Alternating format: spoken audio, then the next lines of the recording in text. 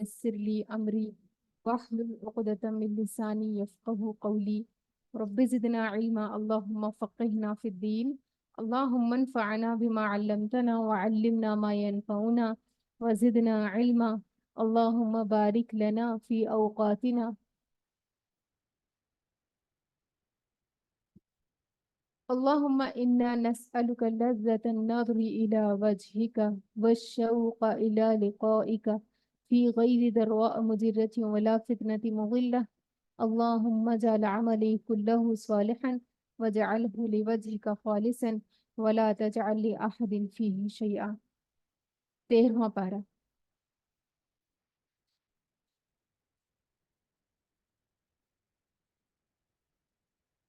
وما أبرئ نفسي إن النفس لأمارة بالسوء إن النفس لأمارة بالسوء إلا ما رحم ربي إن ربي غفور رحيم وقال الملك ائتوني به أستخلصه لنفسي فلما كلمه قال إنك اليوم لدينا مكين أمين قال اجعلني على خزائن الأرض إني حفيظ عليم وكذلك مكنا ليوسف في الأرض ليتبوأ منها حيث يشاء نصيب برحمتنا من نشاء ولا نضيع أجر المحسنين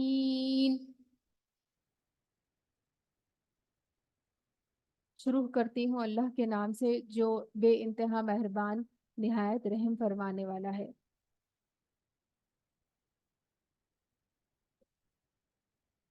وما أبرئ نفسي إن النفس لأمارة بالسوء إلا ما رحم ربي إن ربي غفور رحيم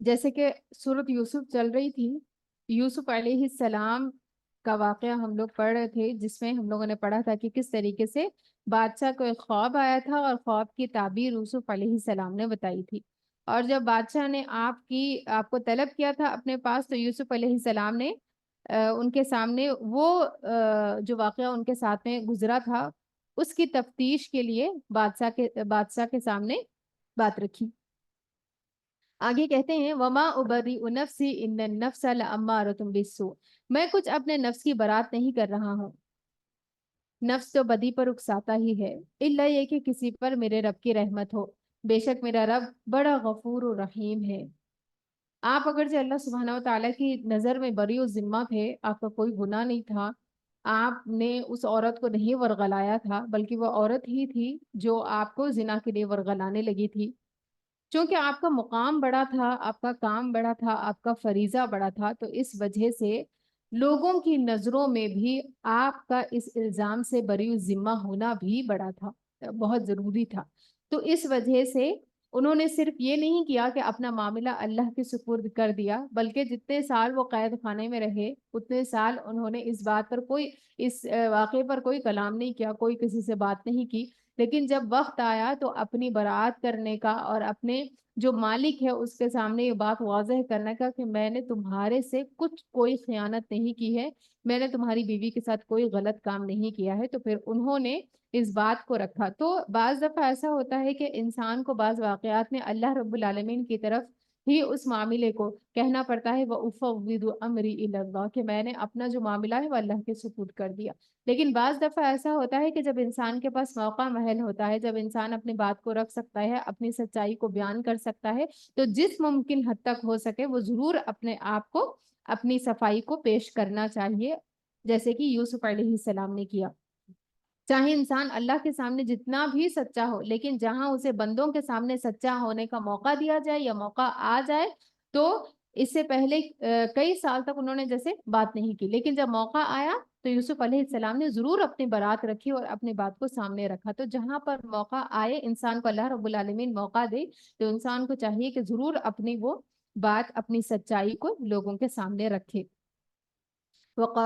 قالت امرأة العزيز الآن حسس الحق أنا راودته عن نفسه وإنه لمن الصادقين.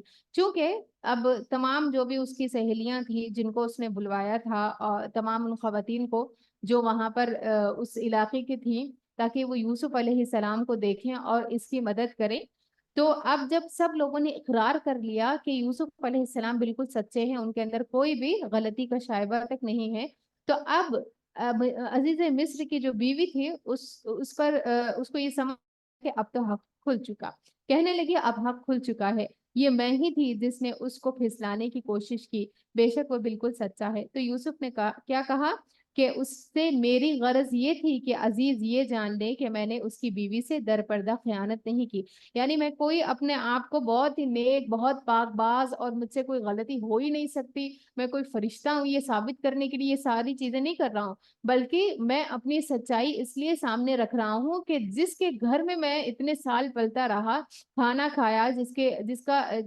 جس نے میری تمام ضروریات کا خیال رکھا، وہ یہ جان لے کہ میں نے اس کے پیچھے اس کے حق میں کوئی میں نے خیانت نہیں کی۔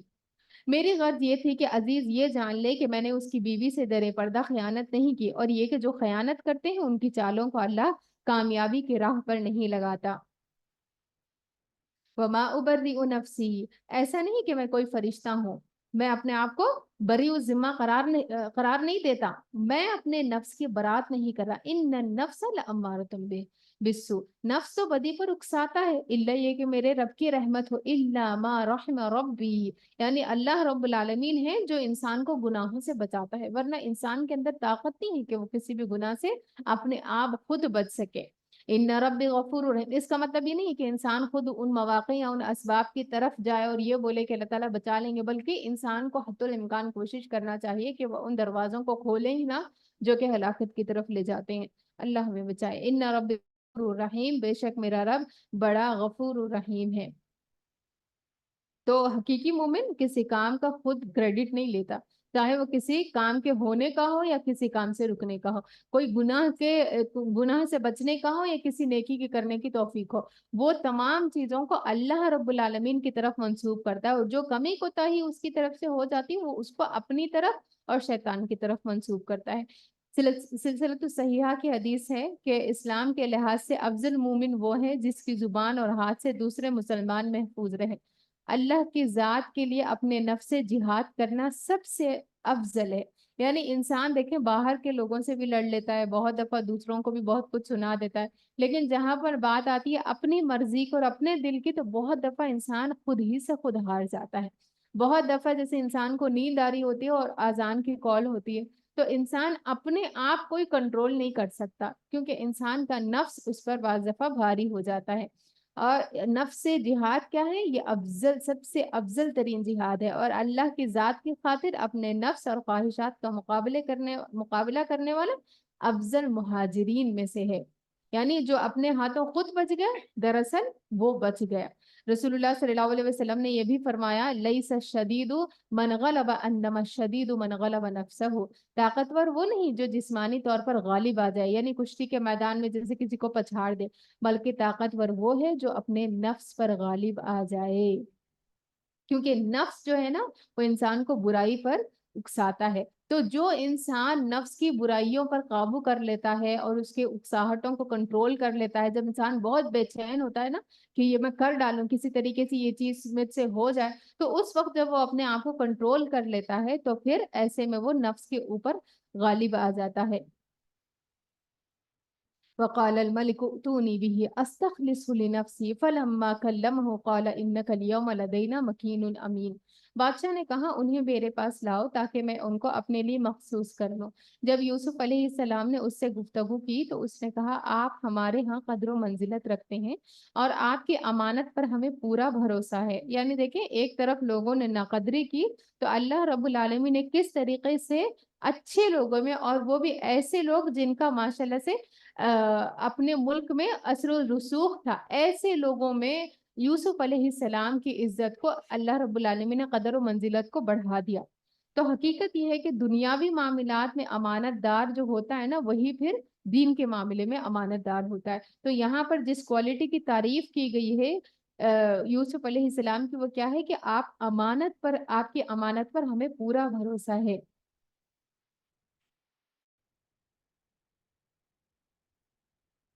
تو جب یوسف علیہ السلام نے دیکھا کہ بادشاہ جو ہے اس پر بھروسہ کرتا ہے، تو اس نے یہ بھی دیکھا کہ بادشاہ کا جو خواب آیا ہے اب اس کی طرف انہوں نے رہنمائی بھی کی ہے، تو مزید اب چاہا کہ ان کی مزید رہنمائی کی جائے کہ آیا یہ جو خواب آیا ہے اب آگے اس کے حوالے سے کیا اقدامات اٹھائے جائیں۔ قال جعلنی علی خزائن الارض، اب جب انہوں نے دیکھا کہ کوئی اور کام کرنے والا ہے نہیں، کوئی اس طریقے سے ان صلاحیتوں کو نہیں رکھتا ہے جس طریقے سے یوسف علیہ السلام رکھتے ہیں، تو انہوں نے کیا کہا، ایک تو خواب کا مطلب بتا دیا، خواب کی رہنمائی کیا ہے، اور آگے پھر کیا کہتے ہیں، ملک کے خزانے میرے سپرد کر دیجئے، انی حفیظ علیم، میں حفاظت کرنے والا ہوں اور علم بھی رکھتا ہوں۔ یعنی کسی بھی کام کو کرنے کے لیے کوالٹی ورکر کے اندر کیا ہونی چاہیے، دو خصوصیات ہیں، کیا، حفیظ علیم، ایک تو وہ حفاظت کرنے والا ہو، امانت میں خیانت نہ کرے، اور دوسرا یہ کہ وہ کام کو جاننے والا بھی ہو۔ اگر اناڑی کو ہم وہ کام سونپ دیں گے تو کیا کرے گا، حالانکہ وہ حفاظت کرنے والا ہو، امانت دار ہو، لیکن چونکہ اس کو کام نہیں آتا تو پھر وہ کام کو خراب کر دے گا۔ تو دو چیزیں کسی بھی کام کے سپرد کیے جانے کے لیے بہت ضروری ہے، تو وہ کوالٹیز انسان کے اندر ہونی چاہیے۔ ایک تو یہ کہ وہ اپنے کام کے معاملے میں سنجیدہ ہو، اس کی حفاظت کرنے والا ہو، اور دوسرا یہ کہ وہ اس کے بارے میں علم بھی رکھتا ہو۔ تو یہاں پر یوسف علیہ السلام کوئی اپنی شیخی نہیں بگاڑ رہے تھے، بلکہ کیا کہہ رہے تھے، وہ اپنی ان کوالٹیز کو ان کے سامنے رکھ رہے تھے جو واقعی میں ان کے اندر ان کو محسوس ہوتی ہیں۔ تو ایسے میں اگر کہیں پر کوئی انسان کوئی اپورچونٹی اس کو نظر آئے جہاں پر وہ اپنے آپ کو پیش کر سکتا ہے، اپنے اندر اگر وہ خوبی سمجھتا ہے تو اس کو بیان کرنے میں کوئی حرج نہیں ہے۔ انسان کی نیت پر ڈیپینڈ کرتا ہے کہ آگے وہ جو چیز رکھ رہا ہے، آیا وہ اس لیے رکھ رہا ہے کہ اس کی بڑائی ثابت ہو جائے، یہ اس لیے رکھ رہا ہے کہ واقعی میں وہ چاہتا ہے کہ وہ خدمت کرے۔ تو یہاں پر یوسف علیہ السلام واقعی میں خدمت کرنا چاہتے تھے، وہ اس جو آنے والی فصل ہے اس کو صحیح طریقے سے مینیج کرنا چاہتے تھے۔ وَكَذَلِكَ مَكَّنَّا لِيُوسُفَ، اور اسی طرح ہم نے ان کو اقتدار یا ٹھکانہ دیا یوسف علیہ السلام کو زمین میں، يَتَبَوَّأُ مِنْهَا حَيْثُ يَشَاءُ، وہ مختار تھا اس میں جہاں چاہے اپنی جگہ بنائے۔ یعنی اتنی مشکلات کے بعد اللہ رب العالمین نے کیسے دعا سنی، کیسے راستے ہموار کیے، اور دین کے کام کے لیے بھی کیسے آپ کو زبردست اپارچونٹی دی کہ ملک کے اندر آپ کو وہ پوزیشن دی جو کہ ایک اثر و رسوخ رکھنے والے کی پوزیشن ہوتی ہے۔ نصیب برحمتی من نشاء، ہم اپنی رحمت سے جس کو چاہتے ہیں نوازتے ہیں، یعنی اللہ رب العالمین ہے جو لوگوں کو دراصل ٹھکانہ دیتا ہے۔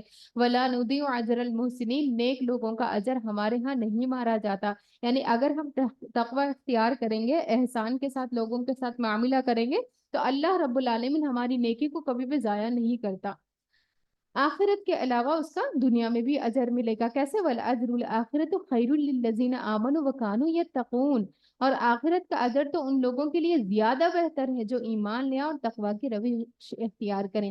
وَجَاءَ إِخْوَةُ يُوسُفَ فَدَخَلُوا عَلَيْهِ فَعَرَفَهُمْ وَهُمْ لَهُ مُنْكِرُونَ، یوسف کے بھائی مصر آئے اور اس کے ہاں حاضر ہوئے، کیونکہ یوسف علیہ السلام کی ڈیوٹی کیا تھی کہ وہ غلے کو مینیج کرتے تھے۔ اب باقی تمام جتنے بھی آس پاس کے علاقے تھے تمام جگہوں پر قحط سالی پڑ گئی۔ اب چونکہ اس جگہ کے بادشاہ کو، مصر کے بادشاہ کو یہ خواب آیا تھا کہ قحط سالی ہونے والی ہے، خواب کے ذریعے سے رہنمائی کی گئی ہے، تو ان لوگوں نے غلے کو سیو کر لیا تھا جو کہ باقی لوگوں کو معلوم نہیں تھا۔ تو ہر جگہ پر دور دور تک قحط سالی پھیل گئی، اور یہ جو قحط سالی ہے وہ یہ بات یہ ان کے بھائیوں کے جگہ پر بھی تھی، ٹھیک ہے۔ تو وہاں پر جب اناج نہیں تھا، کھانے کو چیزیں نہیں تھی، اور یہاں پر سے لوگ خرید خرید کر اناج لے جا رہے تھے مصر سے، کیونکہ یہاں پر ان لوگوں نے غلے کو سیو کر لیا تھا۔ یوسف کے بھائی مصر آئے اور اس کے ہاں حاضر ہوئے، کس لیے آئے تھے، تاکہ وہ غلہ خرید کر اپنے گھر واپس لے جائے۔ اس نے ان کو پہچان لیا، مگر وہ اس سے نا آشنا تھے، یعنی بھائیوں نے ان کو نہیں پہچانا۔ ان کے خیال میں تو یہ تھا کہ ایک بچہ جس کو بچپن میں اندھیرے کنویں میں پھینک دیا گیا، جس کو کوئی قافلہ اٹھا کے لے گیا، وہ بچ کر آج مصر کا بادشاہ بن جائے گا اور خزانوں کا امیر بن جائے گا، کس نے سوچا تھا؟ تو یہ اللہ ہے اور اللہ کی تدبیر ہے، اللہ جو چاہے کر سکتا ہے۔ اس نے ان کو پہچان لیا مگر وہ اس سے ناآشنا تھے۔ پھر جب اس نے اس کا سامان تیار کروا دیا تو چلتے وقت اس نے کہا اپنے سوتیلے بھائی کو میرے پاس لانا، کیونکہ وہ ان کو ساتھ نہیں لائے تھے۔ اور یعقوب علیہ السلام، اب جب یوسف علیہ السلام کے ساتھ بہت بڑا حادثہ ہو گیا تھا تو وہ ڈر گئے تھے اس معاملے میں، اور اپنی احتیاط انسان کرتا ہے، یہ نہیں کہ اللہ تعالیٰ پر توکل نہیں تھا، توکل تو ہوتا ہے لیکن احتیاط بھی انسان کو چونکہ کرنی چاہیے جتنی اس کے ہاتھ میں ہے قدرت۔ تو انہوں نے کیا کیا کہ اپنے دوسرے بچے کو پھر ان بھائیوں کے ساتھ بھیجنا بند کر دیا۔ بنیامین ان کا نام تھا، جو یوسف علیہ السلام کے سگے بھائی تھے۔ تو انہوں نے کیا کہا، سامان اپنے وہ سونتیلے بھائیوں کو دیا جو کہ مصر آئے تھے سامان لینے کے لیے، اور کیا کہا کہ تم جب واپس آنا دوبارہ غلہ لینے کے لیے تو اپنے بھائی کو، سونتیلے بھائی کو ساتھ لانا جو کہ ان کا سگا بھائی تھا۔ دیکھتے نہیں ہو کہ میں کس طرح پیمانہ بھر کر دیتا ہوں۔ یعنی یوسف علیہ السلام نے خوب اچھی ان کی خاطرداری کی، سامان بھی ان کو دے دیا اور پیسے بھی ان کے واپس اس میں رکھ دیے کہ کہیں ایسا نہ ہو کہ پیسے اگر نہ ہو تو یہ لوگ دوبارہ نہ لوٹ کے آئیں، پیسے اگر ہوں گے تو دوبارہ لوٹ کے آئیں گے، تو پیسے بھی اسی میں رکھ دیے۔ اور تم دیکھتے ہو کہ میں کیسا اچھا مہمان نواز ہوں، یعنی اپنی خصوصیات وہاں پر بیان کی، اس لیے نہیں کہ وہ اپنی شیخی بگا رہے تھے یا اپنے آپ کو بڑا بنانے کی کوشش کر رہے تھے، بلکہ وہ ٹرسٹ بلڈ اپ کر رہے تھے کہ دیکھو تو سے میں کتنا اچھا ہوں، تمہارے ساتھ کتنا اچھا معاملہ کرا، تاکہ وہ چاہتے تھے کہ یہ بھائی کسی طریقے سے ان کے سگے بھائی بنیامین کو اس شہر لے کر آئیں۔ اگر تم اسے نہ لاؤ گے تو میرے پاس تمہارے لیے کوئی غلہ نہیں ہے، یعنی اگر میں اپنے سوتیلے بھائی کو نہیں لاؤ گے تو میں تمہیں کچھ بھی نہیں دوں گا آگے سے، بلکہ تم میرے قریب بھی نہ پھٹکنا۔ انہوں نے کہا ہم کوشش کریں گے کہ والد صاحب اسے بھیجنے پر راضی ہو جائیں، اور ہم ایسا ضرور کریں گے۔ اور اس نے یوسف علیہ السلام نے اپنے غلاموں کو اشارہ کیا کہ ان لوگوں نے غلے کی عوض جو مال دیا ہے وہ چپکے سے ان کے سامان ہی میں رکھ دو۔ یہ انہوں نے اس امید پر کیا تھا کہ گھر پہنچ کر وہ اپنا مال واپس پائیں گے تو پہچان جائیں گے، یا ان کی فیاضی کیسی، احسان کیسا، اس کو بھی جان جائیں گے، اور عجب نہیں کہ پھر پلٹیں۔ تو ان کے دل میں انتہائی خواہش تھی اپنے بھائی سے ملاقات کرنے کی، تو اس وجہ سے انہوں نے یہ ترکیب کی کہ مال کو بھی واپس اسی میں رکھ دیا۔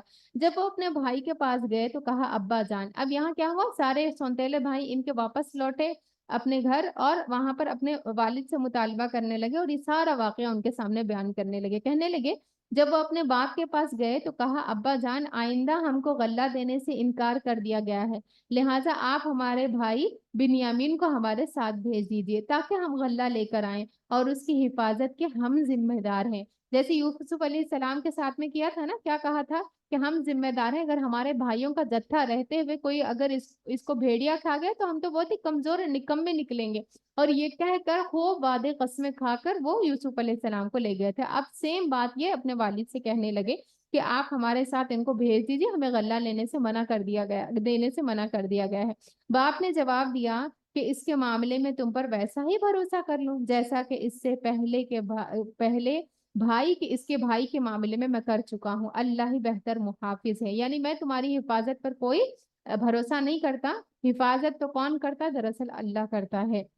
فاللہ خیر حافظا وہو ارحم الراحمین، اور وہ سب سے بڑھ کر رحم فرمانے والا ہے۔ چونکہ سیدنا یعقوب علیہ السلام اپنے بڑے بیٹے سیدنا یوسف علیہ السلام کی جدائی کا غم کا گھونٹ پی چکے تھے، اب وہ نہیں چاہتے تھے کہ کسی بھی صورت میں بنیامین کے ساتھ میں کچھ بھی ہو، لیکن بھائیوں نے خوب اصرار کیا تو وہ مان گئے، اور کیا کہنے لگے کہ فاللہ خیر حافظا، حفاظت کرنے کے لیے تو اللہ ہی کافی ہے، وہ ارحم الراحمین، اور اللہ ہی بہترین حفاظت کرنے والا ہے۔ تو یہ ہے توکل اور بھروسہ۔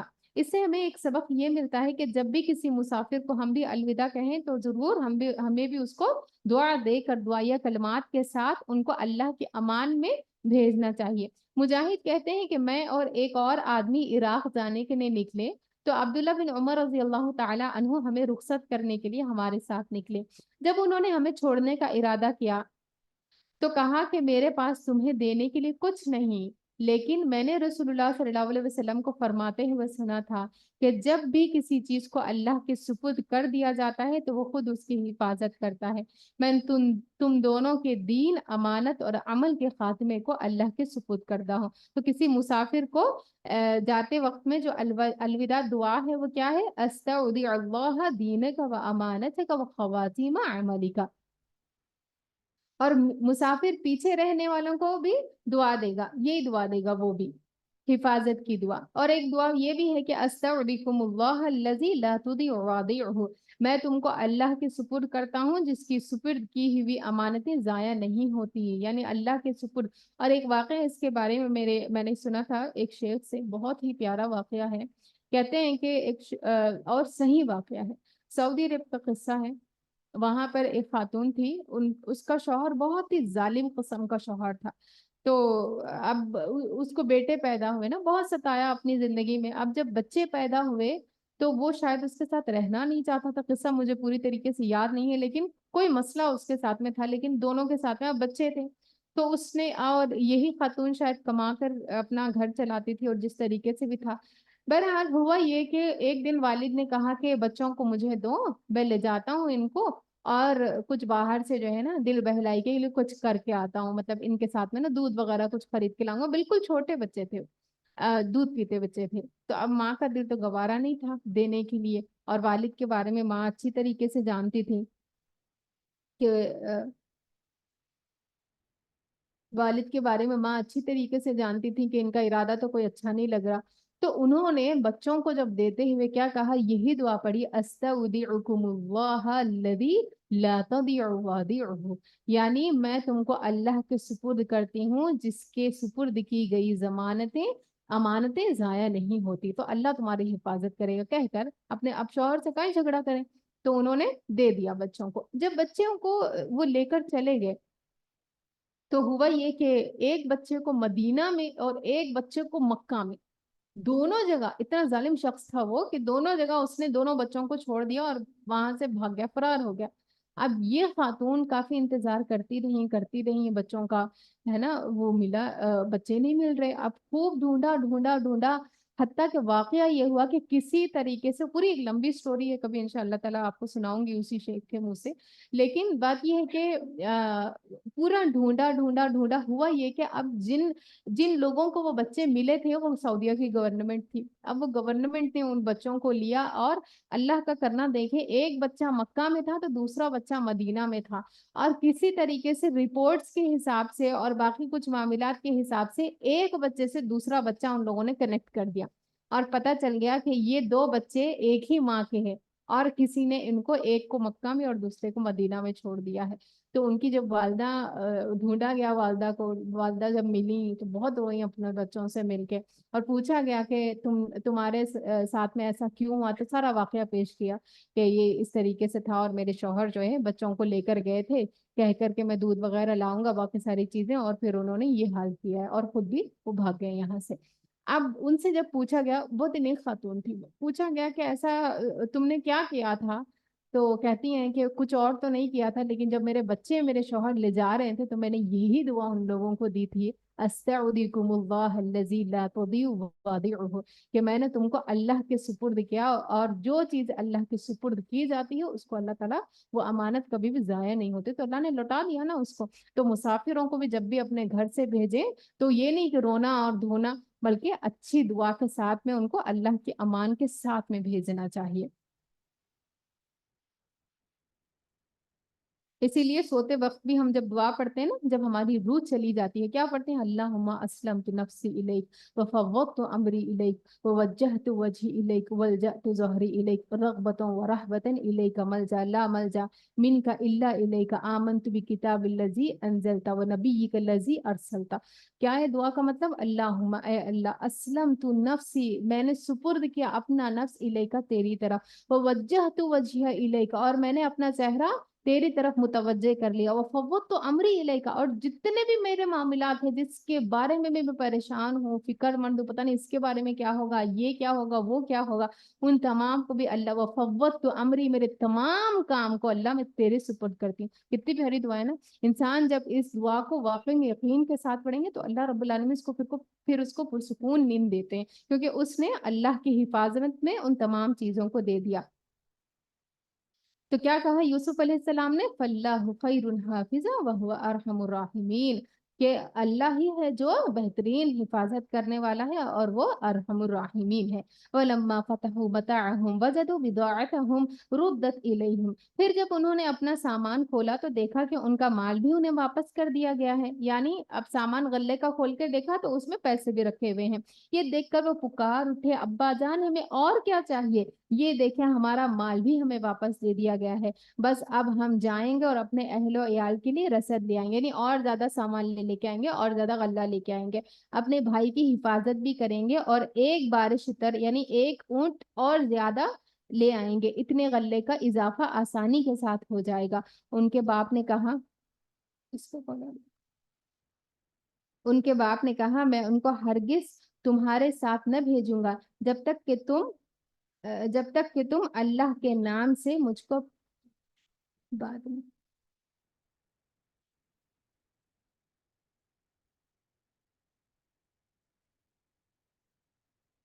پھر جب انہوں نے اپنا سامان کھولا تو دیکھا کہ ان کا مال بھی انہیں واپس کر دیا گیا ہے۔ دیکھ کر وہ پکار اٹھے، ابا جان اور ہمیں کیا چاہیے، دیکھیے یہ ہمارا مال بھی ہمیں واپس دے دیا گیا ہے، بس اب ہم جائیں گے اور اپنے اہل و عیال کے لیے رسد لے آئیں گے، اپنے بھائی کی حفاظت بھی کریں گے اور ایک بارش عطر اور زیادہ بھی لے آئیں گے، اتنے غلے کا اضافہ آسانی کے ساتھ ہو جائے گا۔ ان کے باپ نے کہا میں ان کو ہرگز تمہارے ساتھ نہ بھیجوں گا جب تک کہ تم اللہ کے نام سے مجھ کو پیمان نہ دے دو، یعنی اللہ کے نام کی جب تک تم قسم کھا کے مجھ سے وعدہ نہیں کر لو گے، میں اپنے دوسرے بیٹے کو تمہارے ساتھ نہیں بھیجوں گا، بنیامین کو، کہ اسے میرے پاس ضرور واپس لاؤ گے۔ اب انہوں نے اللہ کے امان میں تو دے ہی دیا بچے کو، اللہ حفاظت کرنے والا ہے کہہ ہی دیا، لیکن اس کے باوجود بھی اپنی دل کی تسلی کے لیے مزید اقدامات اٹھا رہے ہیں، تو جس میں کوئی حرج نہیں ہے۔ اگر ایک انسان اپنی طاقت بھر قدرت بھر اگر اسباب اختیار کرتا ہے تو اس میں کوئی حرج نہیں، اور توکل کے منافی نہیں ہے یہ چیزیں۔ توکل کا مطلب یہ نہیں ہوتا کہ ایک انسان کھلی ہوا میں جو ہے دیا جلائے اور کہے کہ بس اب یہ بجھنے کا نہیں، ٹھیک ہے، تو اس کا پورا بندوبست کرنا چاہیے، اس کے بعد اس کو اللہ کے سپرد کر دیں اس معاملے کو، کہ اب اللہ میرے ہاتھ میں جتنی چیز تھی، جتنی میری سکت تھی، جتنی میری طاقت تھی، میں نے ان تمام چیزوں کو کر لیا ہے، اب آگے اللہ رب العالمین کی جو مرضی ہے، میں نے اللہ پر توکل کیا۔ آگے انہوں نے کیا کہا، اللہ یہ کہ کہیں تم گھیر لیے جاؤ۔ جب انہوں نے اس کو اپنے پیمان دے دیے تو جب انہوں نے اس کو اپنے پیمان دے دیے یعنی قسم کھا لی، تو اس نے کہا دیکھو ہمارے اس قول پر اللہ نگہبان ہے۔ پھر اس نے کہا میرے بچوں، مصر کے دارالسلطنت میں ایک دروازے سے داخل نہ ہونا، یعنی یہاں پر ایک اور تدبیر کر رہے ہیں اپنے بچوں کے بارے میں۔ کہا جاتا ہے یوسف علیہ السلام کے جو 11 بیٹے تھے یہ بھی بہت خوبصورت ہے، بہت ہی زبردست جسم والے تھے، تو اب ان کو یہ ڈر تھا کہ کہیں ایسا نہ ہو کہ یہ لوگ ایک ہی جگہ سے ایک ہی طریقے سے ایک ہی دروازے سے جائیں اور اتنے خوبصورت ہے، ہٹے کٹے ہیں، تو لوگ دیکھ کے ان کو نظر لگا دیں، تو اپنی طرف سے جو ہے پوری کوشش کرنے لگے، معاملے کو اللہ کے سپرد تو کیا کرتے ہیں لیکن اپنی طرف سے بھی اسباب اختیار کرنے لگے، تم ایسا کرنا کہ تم لوگ ایک ساتھ جو ہے ایک ہی دروازے سے مصر میں داخل مت ہونا، کہیں ایسا نہ ہو کہ لوگوں کی تم کو نظر لگ جائے، ان کو نظر کا خدشہ تھا۔ وہ کہتے ہیں میں اللہ کی مشیت سے تم کو نہیں بچا سکتا، یعنی یہ تدبیر ہے، صرف میں بتا رہا ہوں کہ ایک دروازے سے مت جانا، لیکن اللہ کا اگر اذن ہے کہ تمہیں کوئی نقصان پہنچنا ہے تو وہ پہنچ کے رہے گا۔ انسان کے ہاتھ میں کیا ہے، صرف اور صرف کوشش ہے، کوشش کرنے کے بعد میں بھی اگر کوئی نقصان ہو جاتا ہے تو اللہ کی مشیت ہے، تم کو نہیں بچا سکتا، یعنی اگر میری احتیاط کے باوجود بھی اللہ کی طرف سے تمہیں کوئی چیز آ جائے، کیونکہ نقصان اللہ کی مشیت سے ہوتا ہے، اور بعض دفعہ انسان کے لیے نقصان ہونا بھی بہت بڑی خیر کی بات ہوتی ہے، تو اللہ کے فیصلوں پر ہمیشہ انسان کو راضی رہنا چاہیے۔ اگر آپ نے اپنے قدرت بھر کوشش کر لی ہے اور اس کے بعد معاملے کو اللہ کے سپرد کر دیا اور اس کے باوجود بھی کوئی نقصان ہو گیا ہے تو پھر وہ نقصان کو خیر ہی سمجھنا چاہیے، اس پر اللہ سے ناراض نہیں ہونا چاہیے، بلکہ مختلف دروازوں سے جانا۔ اپنے بیٹوں کو نصیحت کرنے لگے ایک دروازے سے مت جانا، مختلف دروازوں سے جانا، مگر میں اللہ کی مشیت سے تم کو نہیں بچا سکتا، حکم اس کے سوا کسی کا نہیں چلتا، اسی پر میں نے بھروسہ کیا، اور جس کو بھروسہ کرنا ہو اسی پر کرے، یعنی تم بھی مجھ پر بھروسہ نہ کرنا، نہ ہی اس تدبیر پر بھروسہ کرنا کہ ہم لوگ ایک دروازے سے سب لوگ جائیں گے تو کچھ ہو ہی جائے گا، اس تدبیر پر بھروسہ مت کرنا کہ کچھ بھی نہیں ہوگا، बल्कि भरोसा अल्लाह की ज़ात पर करना, क्योंकि नुकसान भी उसी की तरफ से और फायदा भी उसी की तरफ से होता है। अलैहि तवक्कलतु व अलैहि फलयतवक्कलिल मुतवक्किलून वलम्मा दखलू मिन हैसु अमरहुम। और वाकया भी यही है हुआ कि जब वो अपने बाप की हिदायत के मुताबिक शहर में मुतफर्रिग दरवाजों से दाखिल हुए, यानी अलग अलग दरवाजों से वो बाप की हिदायत के मुताबिक जब दाखिल हुए, तो उसकी एहतियाती तदबीर अल्लाह की मशीयत के मुकाबले में कुछ भी काम ना आ सकी। तो यहाँ पर क्या है कि उन्होंने इन लोगों को बताया तो था, लेकिन अब अल्लाह रब्बुल आलमीन का करना कुछ और था, अल्लाह रब्बुल आलमीन की मशीयत कुछ और थी। हाँ, बस याकूब के दिल में अब यहाँ पर अल्लाह रब्बुल आलमीन की मशीयत क्या थी कि किसी तरीके से बिन्यामीन को यहीं पर रुकवा देना था। और जब भिजवा रहे थे याकूब अलैहिस्सलाम, उन्होंने क्या मामला उनके सामने क्या था कि मेरे सारे बच्चे वापस लौट कर आए। और अल्लाह रब्बुल आलमीन की मशीयत क्या थी कि बिन्यामीन को यूसुफ अलैहिस्सलाम के पास ही रोक दिया जाए। तो उन्होंने अपनी तरफ से एहतियाती तौर पर एक तदबीर बताई, लेकिन वो तदबीर के बावजूद भी बिन्यामीन जो है वो उनके साथ वापस नहीं गए, बल्कि वो यूसुफ अलैहिस्सलाम के पास ही रोक लिए गए। हाँ, बस याकूब के दिल में जो खटक थी, और वो खटक क्या थी कि उनको ये था कि कहीं मेरे बच्चों को नजर ना लग जाए। खटक थी, उसे दूर करने के लिए उसने अपनी सी पूरी कोशिश कर ली। बेशक वो हमारी दी हुई तालीम से साहिबे इल्म था, मगर अक्सर लोग मामले की हकीकत को नहीं जानते। यानी देखने में बज़ाहिर यूं लगता है कि ये जो हालात है वो दरअसल ऐसे हैं, लेकिन उसमें क्या खैर छुपी हो अल्लाह रब्बुल आलमीन ही बेहतर जानता है। तो अक्सर लोग मामलों की हकीकत को नहीं जानते। देखने में तो बिन्यामीन जो है ये यूसुफ अलैहिस्सलाम के पास चोरी के इल्जाम में रह गए थे, हालांकि उन्होंने कोई चोरी की नहीं होती, आगे वो वाकया आएगा। लेकिन यहाँ पर यूसुफ अलैहिस्सलाम को रोकने के लिए अपने भाई को, इसके अलावा कोई तदबीर उनके पास नहीं थी जो अल्लाह रब्बुल आलमीन ने उनको सुझाई थी। रसूलुल्लाह सल्लल्लाहु अलैहि वसल्लम ने फरमाया, अल्लाह ताला से नजर नजर लगने से पनाह मांगो, क्योंकि नजर का लग जाना बरहक है। तो ये नहीं समझना चाहिए इंसान को नजर नहीं लगती और ये कुछ नहीं होता, नजर वजर जो है ना, बहुत सारे लोग इस तरीके की बातें करते हैं कि जादू कुछ नहीं होता, ये कुछ नहीं होता। नहीं, इन तमाम चीजों की बात शरीयत में आती है। हर चीज को नजर न समझे, हर चीज को जादू का नाम न दे, लेकिन इन चीजों को निगेट नहीं किया जा सकता है कि इनकी कोई हकीकत नहीं है। बिल्कुल हकीकत है, लेकिन इज़्न अल्लाह का है कि जिसको चाहे उसका असर हो।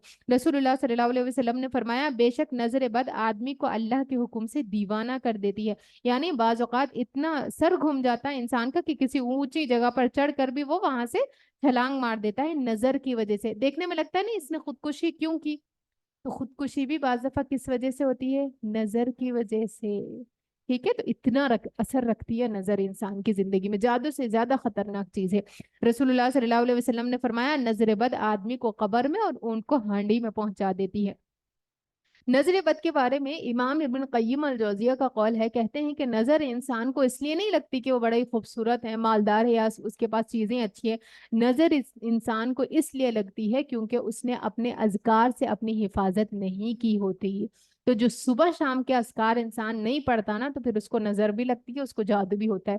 तो ये नहीं है कि इंसान ये समझे कि अच्छा मेरा बच्चा बहुत ही खूबसूरत है, बड़ा सा मैं काला टीका लगा दूं ताकि थोड़ा सा बदसूरत नजर आए और उसको नजर ना लगे। लोग असल में ये असबाब इख्तियार करते हैं ना, वो नहीं है वजह। वजह ये है कि खूबसूरती और बदसूरती से इसका कोई ताल्लुक नहीं है। ताल्लुक इसका किस चीज से, इमाम इब्नुल कय्यिम जौजिया कहते हैं कि इसका ताल्लुक सरासर इंसान के अजकार की वजह से। कोई इंसान का अगर अजकार की पाबंदी वो नहीं करता, उसका अजकार का हल्का मजबूत नहीं होता, उसकी प्रोटेक्शन नहीं होती, तो फिर वैसे इंसान को नजर लगती है। तो अगर हम चाहते हैं कि हमें नजर बद ना लगे, तो फिर हमें क्या करना चाहिए, सुबह शाम के अज़कार की पाबंदी करनी चाहिए। वलम्मा दखलु अला यूसुफ आवा इलैहि अखाहु, ये लोग यूसुफ के हुजूर पहुंचे तो उसने अपने भाई को अपने पास अलग बुलाया और उसे बता दिया कि मैं तेरा वही भाई हूँ जो खो गया था। अब यूसुफ अलैहिस्सलाम ने बिन्यामीन को बता दिया कि मैं यूसुफ हूँ। अब तो उन बातों का गम ना कर जो ये लोग करते रहे हैं, यानी भाइयों के तानों पर परेशान मत हो, क्योंकि ये उनसे भी तो हसद करते थे ना। क्या कहा था शुरू में, आप लोग पढ़ चुके हैं आयत, क्या कहा था वहां पर कि हमारे अब्बा जान हम तमाम भाइयों पर इन दो भाइयों को ज्यादा तरजीह देते। तो सिर्फ यूसुफ अलैहिस्सलाम से हसद नहीं था, बल्कि बिन्यामीन से भी हसद था, जिसकी वजह से उनको सताते थे। तो उन्होंने क्या कहा कि अब इनके तानों और इनके तशनों से परेशान मत हो, अब तुम मेरे पास आ गए हो। जब यूसुफ उन भाइयों का सामान लदवाने लगा, तो उसने अपने भाई के सामान में अपना प्याला रख दिया, پھر ایک پکارنے والے نے پکار کر کہا اے قافلوں والو تم لوگ چور ہو۔ انہوں نے پلٹ کر پوچھا تمہاری کیا چیز کھو گئی ہے؟ سرکاری ملازموں نے کہا بادشاہ کا پیمانہ ہم کو نہیں ملتا۔ اب انہوں نے اپنا پیالہ دراصل یوسف علیہ السلام نے اپنے بھائی بنیامین کے اس میں رکھا تھا، لیکن اللہ کا کرنا یہ تھا کہ بادشاہ کا جو پیمانہ تھا وہ گم ہو گیا ادھر، تو دوسری چیز کھو گئی تھی۔ اب ہوا یہ کہ سرکاری ملازموں نے کیا کہا بادشاہ کا پیمانہ ہم کو نہیں ملتا۔ ان کے ذمہ دار نے کہا جو شخص لا کر دے گا اس کے لیے ایک بار شتر انعام ہے، یعنی ایک اونٹ اس کو مزید غلہ دیا جائے گا، اس کا ذمہ میں لیتا ہوں۔ ان بھائیوں نے کہا خدا کی قسم تم لوگ خوب جانتے ہو کہ ہم اس ملک میں فساد کرنے کے لیے نہیں آئے ہیں، یعنی ہمارا کوئی چوری چکاری کرنے کا ارادہ نہیں ہے، ہم یہاں چوریاں کرنے والے لوگ نہیں ہیں۔ انہوں نے کہا اچھا اگر تمہاری بات جھوٹی نکلی تو چور کی سزا کیا ہے؟ انہوں نے کہا اس کی سزا جس کے سامان میں یہ چیز نکلے وہ آپ ہی اپنی سزا میں رکھ لیا جائے۔ یعنی یعقوب علیہ السلام کے پاس جو قانون تھا وہ کیا تھا کہ جو چور ہوگا وہ چور کو ہی اس چوری کے عوض رکھ لیا جائے گا، قید کر لیا جائے گا۔ ہمارے ہاں تو ایسے ظالموں کی سزا دینے کا یہی طریقہ ہے۔ تب یوسف علیہ السلام نے اپنے بھائی سے پہلے ان کی خرچیوں کی تلاشی لینی شروع کی، پھر اپنے بھائی کی خرچی سے گم شدہ چیز برآمد کر لی۔ اس طرح ہم نے یوسف کی تائید اپنی تدبیر سے کی، حالانکہ گما کیا تھا؟ بادشاہ کا پیمانہ تھا، اور نکل کیا گیا؟ یوسف علیہ السلام کا پیالہ نکل گیا، لیکن وہ پیالہ بھی تو تھا شاہی، تو شاہی چیز کے رکھنے کے جرم میں اب ہوا کیا کہ بنیامین کو یہیں پر روک لیا گیا۔ تو یہ اللہ کی دراصل دیکھا جائے تو تدبیر تھی جو یوسف علیہ السلام کو اللہ تعالیٰ نے سجھائی تھی۔ اس طرح ہم نے یوسف کی تائید اپنی تدبیر سے کی، اس کا یہ کام نہ تھا کہ بادشاہ کے دین یعنی مصر کے شاہی قانون میں اپنے بھائی کو پکڑتا، یعنی مصر کا شاہی قانون جو ہے وہ کچھ اور تھا، یہ یعقوب علیہ السلام کے قانون میں تھا کہ اگر کوئی چور چوری کرتا ہے تو پھر اس چوری کے عوض چور کو ہی قید کر لیا جائے گا۔ میں اپنے بھائی کو پکڑتا الا یہ کہ اللہ ہی ایسا چاہتا، ہم جس کے درجے چاہتے ہیں بلند کر دیتے ہیں، اور ایک علم رکھنے والا ایسا ہے جو ہر صاحب علم سے بالاتر ہے۔ قالوا ان يسرق فقد سرق اخ له من قبل۔ اب بھائی دیکھے کیسے تھے، کیا کہنے لگے؟ اب ایک طریقے سے بے عزتی ہو گئی نا، کہ ان کے مال سے جو ہے ان لوگوں کے غلے سے جو ہے یوسف علیہ السلام کا یعنی عزیز مصر کا ایک طریقے سے کیا پیالہ نکل گیا۔ اب یہ بھائیوں کو بڑی شرمندگی ہوئی کہ ان کے اس سے جو ہے نا چوری کا سامان نکل گیا بنیامین کے، اور حسد تو تھا ہی دل میں۔ جب انسان کے حسد دل میں ہوتا ہے اور پھر کوئی چھوٹی سی غلطی بھی سامنے آتی ہے تو اس کو اس موقع کا انسان خوب فائدہ اٹھاتا ہے، سامنے والے کو خوب نیچا دکھاتا ہے۔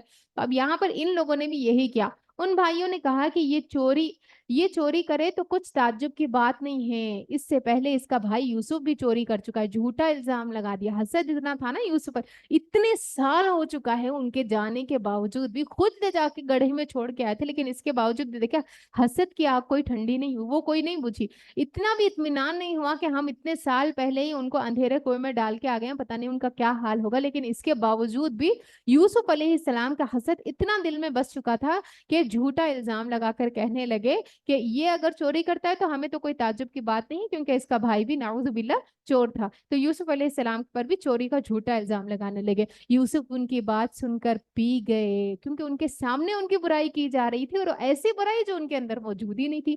حقیقت ان پر نہ کھولی، ابھی نہیں بتایا کہ میں یوسف ہوں، تم میرے ہی بارے میں میرے ہی منہ پہ الزام لگا رہے ہو، بس زیر لب اتنا کہہ کر رہ گئے کہ بڑے ہی برے ہو تم لوگ، یعنی دل میں یہ بات سوچ لی کہ کتنے برے ہو تم لوگ، منہ در منہ الزام دے رہے ہو، اس کی حقیقت اللہ خوب جانتا ہے۔ واللہ اعلم بما تصفون، یعنی تم جھوٹ بول رہے ہو، اللہ اس کو جانتا ہے کہ میرے منہ پر تم مجھ پر چوری کا الزام لگا رہے ہو، لیکن میرے اندر اس طریقے کا کوئی شائبہ تک نہیں تھا۔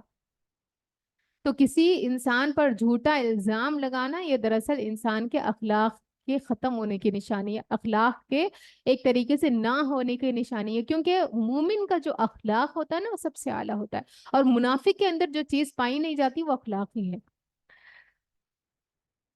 نبی صلی اللہ علیہ وسلم نے فرمایا بلا شبہ جھوٹ برائی کی طرف لے جاتا ہے، اور برائی جہنم کی طرف لے جاتی ہے، اور ایک شخص جھوٹ بولتا رہتا ہے یہاں تک کہ وہ اللہ کے ہاں بہت جھوٹا کذاب لکھ لیا جاتا ہے، اس کو بکارا ہی کذاب کے نام کے ساتھ جاتا ہے۔ اللہ رب العالمین ہم سب کے ساتھ میں ہم سب کو حفاظت میں رکھے۔ और ये भी है कि जो शख्स झूठ बोलता है, चाहे वो नमाज पढ़े, चाहे वो रोजा रखे, चाहे वो कोई भी और नेकी का काम करे, लेकिन अल्लाह के यहाँ उसको मुनाफिक लिख लिया जाता है। पहचान ही उसकी ये होती है कि मुनाफिक है, ये दिल में कुछ और है और जुबान पर कुछ और है। तो इसी वजह से जैसे मैंने बताया कि झूठ तमाम किस्म के फसादात की जड़ में है। तमाम किस्म के फसादात फूटते ही झूठ से हैं। तो अगर इंसान पूरी कोशिश करेगा कि उसकी जिंदगी से झूठ निकल जाए, तो तमाम गुनाहों से भी वो बच जाता है। कालू या अय्युहल अजीज़ु इन्ना लहु अबा शैखन कबीरन फखुज अहदना मकानहु इन्ना नराका मिनल मुहसिनीन। उन्होंने कहा, ए सरदार जी इक़्तिदार अजीज, इसका बाप बड़ा ही बूढ़ा आदमी है, इसकी जगह आप हमसे, हाँ, हमसे किसी को रख लीजिए। यानी अब चूंकि वादा करके आए थे, खूब कस्में वादे करके आए थे वालिद से, तो अब बिन्यामीन को छोड़कर तो जा नहीं सकते थे, वालिद नाराज हो जाते तो, और ये लोग झूठे साबित हो जाते। अब हुआ ये कि उन्होंने कहा, ए सरदार जी इक़्तिदार अजीज, इसका बाप बड़ा ही बूढ़ा आदमी है, उसकी जगह आप हम में से किसी को रख लीजिए, हम आपको बड़ा ही नेक नफ्स इंसान पाते हैं, यानी आप इतने अच्छे हैं ना, आप क्या करिए, हमको रख लीजिए, इनको इनके वालिद के पास भेज दीजिए, क्योंकि इनके वालिद बहुत बूढ़े हैं। तो यहाँ पर देखिए एक चीज जो है यूसुफ अलैहिस्सलाम की यहाँ पर जो सीखने को मिलती है, वो ये है कि झूठा इल्जाम लगाने के बावजूद भी अब उन्होंने इन लोगों के साथ कोई और बुरा मामला नहीं किया कि अच्छा तुम लोग मेरे मुंह पर झूठ बोलते हो, मैं तुम लोगों को मजा चखाता हूँ, अब देखना तुमको भी रखूंगा, इसको भी रखूंगा। इस तरीके से उन्होंने कोई बुरा ना ही बुरे अल्फाज अपने जुबान से निकाले। तो एक जो इंसान होता है वो जिसके जो मुमिन होता है, जिसके अंदर ईमान होता है, तो अगर कोई इंसान उसके साथ में कोई बुरा काम करता भी है, कोई इस पर झूठा इल्जाम लगाता भी है, तो अब ये नहीं कि अच्छा सब लोगों ने मुझे बुरा ही मान लिया, अब क्या है, अब मैं बुरी बन के दिखाऊंगी। बाज लोग होते हैं ना, अब सब मुझे बुरा बोल रहे हैं, मैं बुरी बन के दिखाऊंगी। तो इस तरीके से अंबिया का हमसे वो अखलाक नहीं मिलता।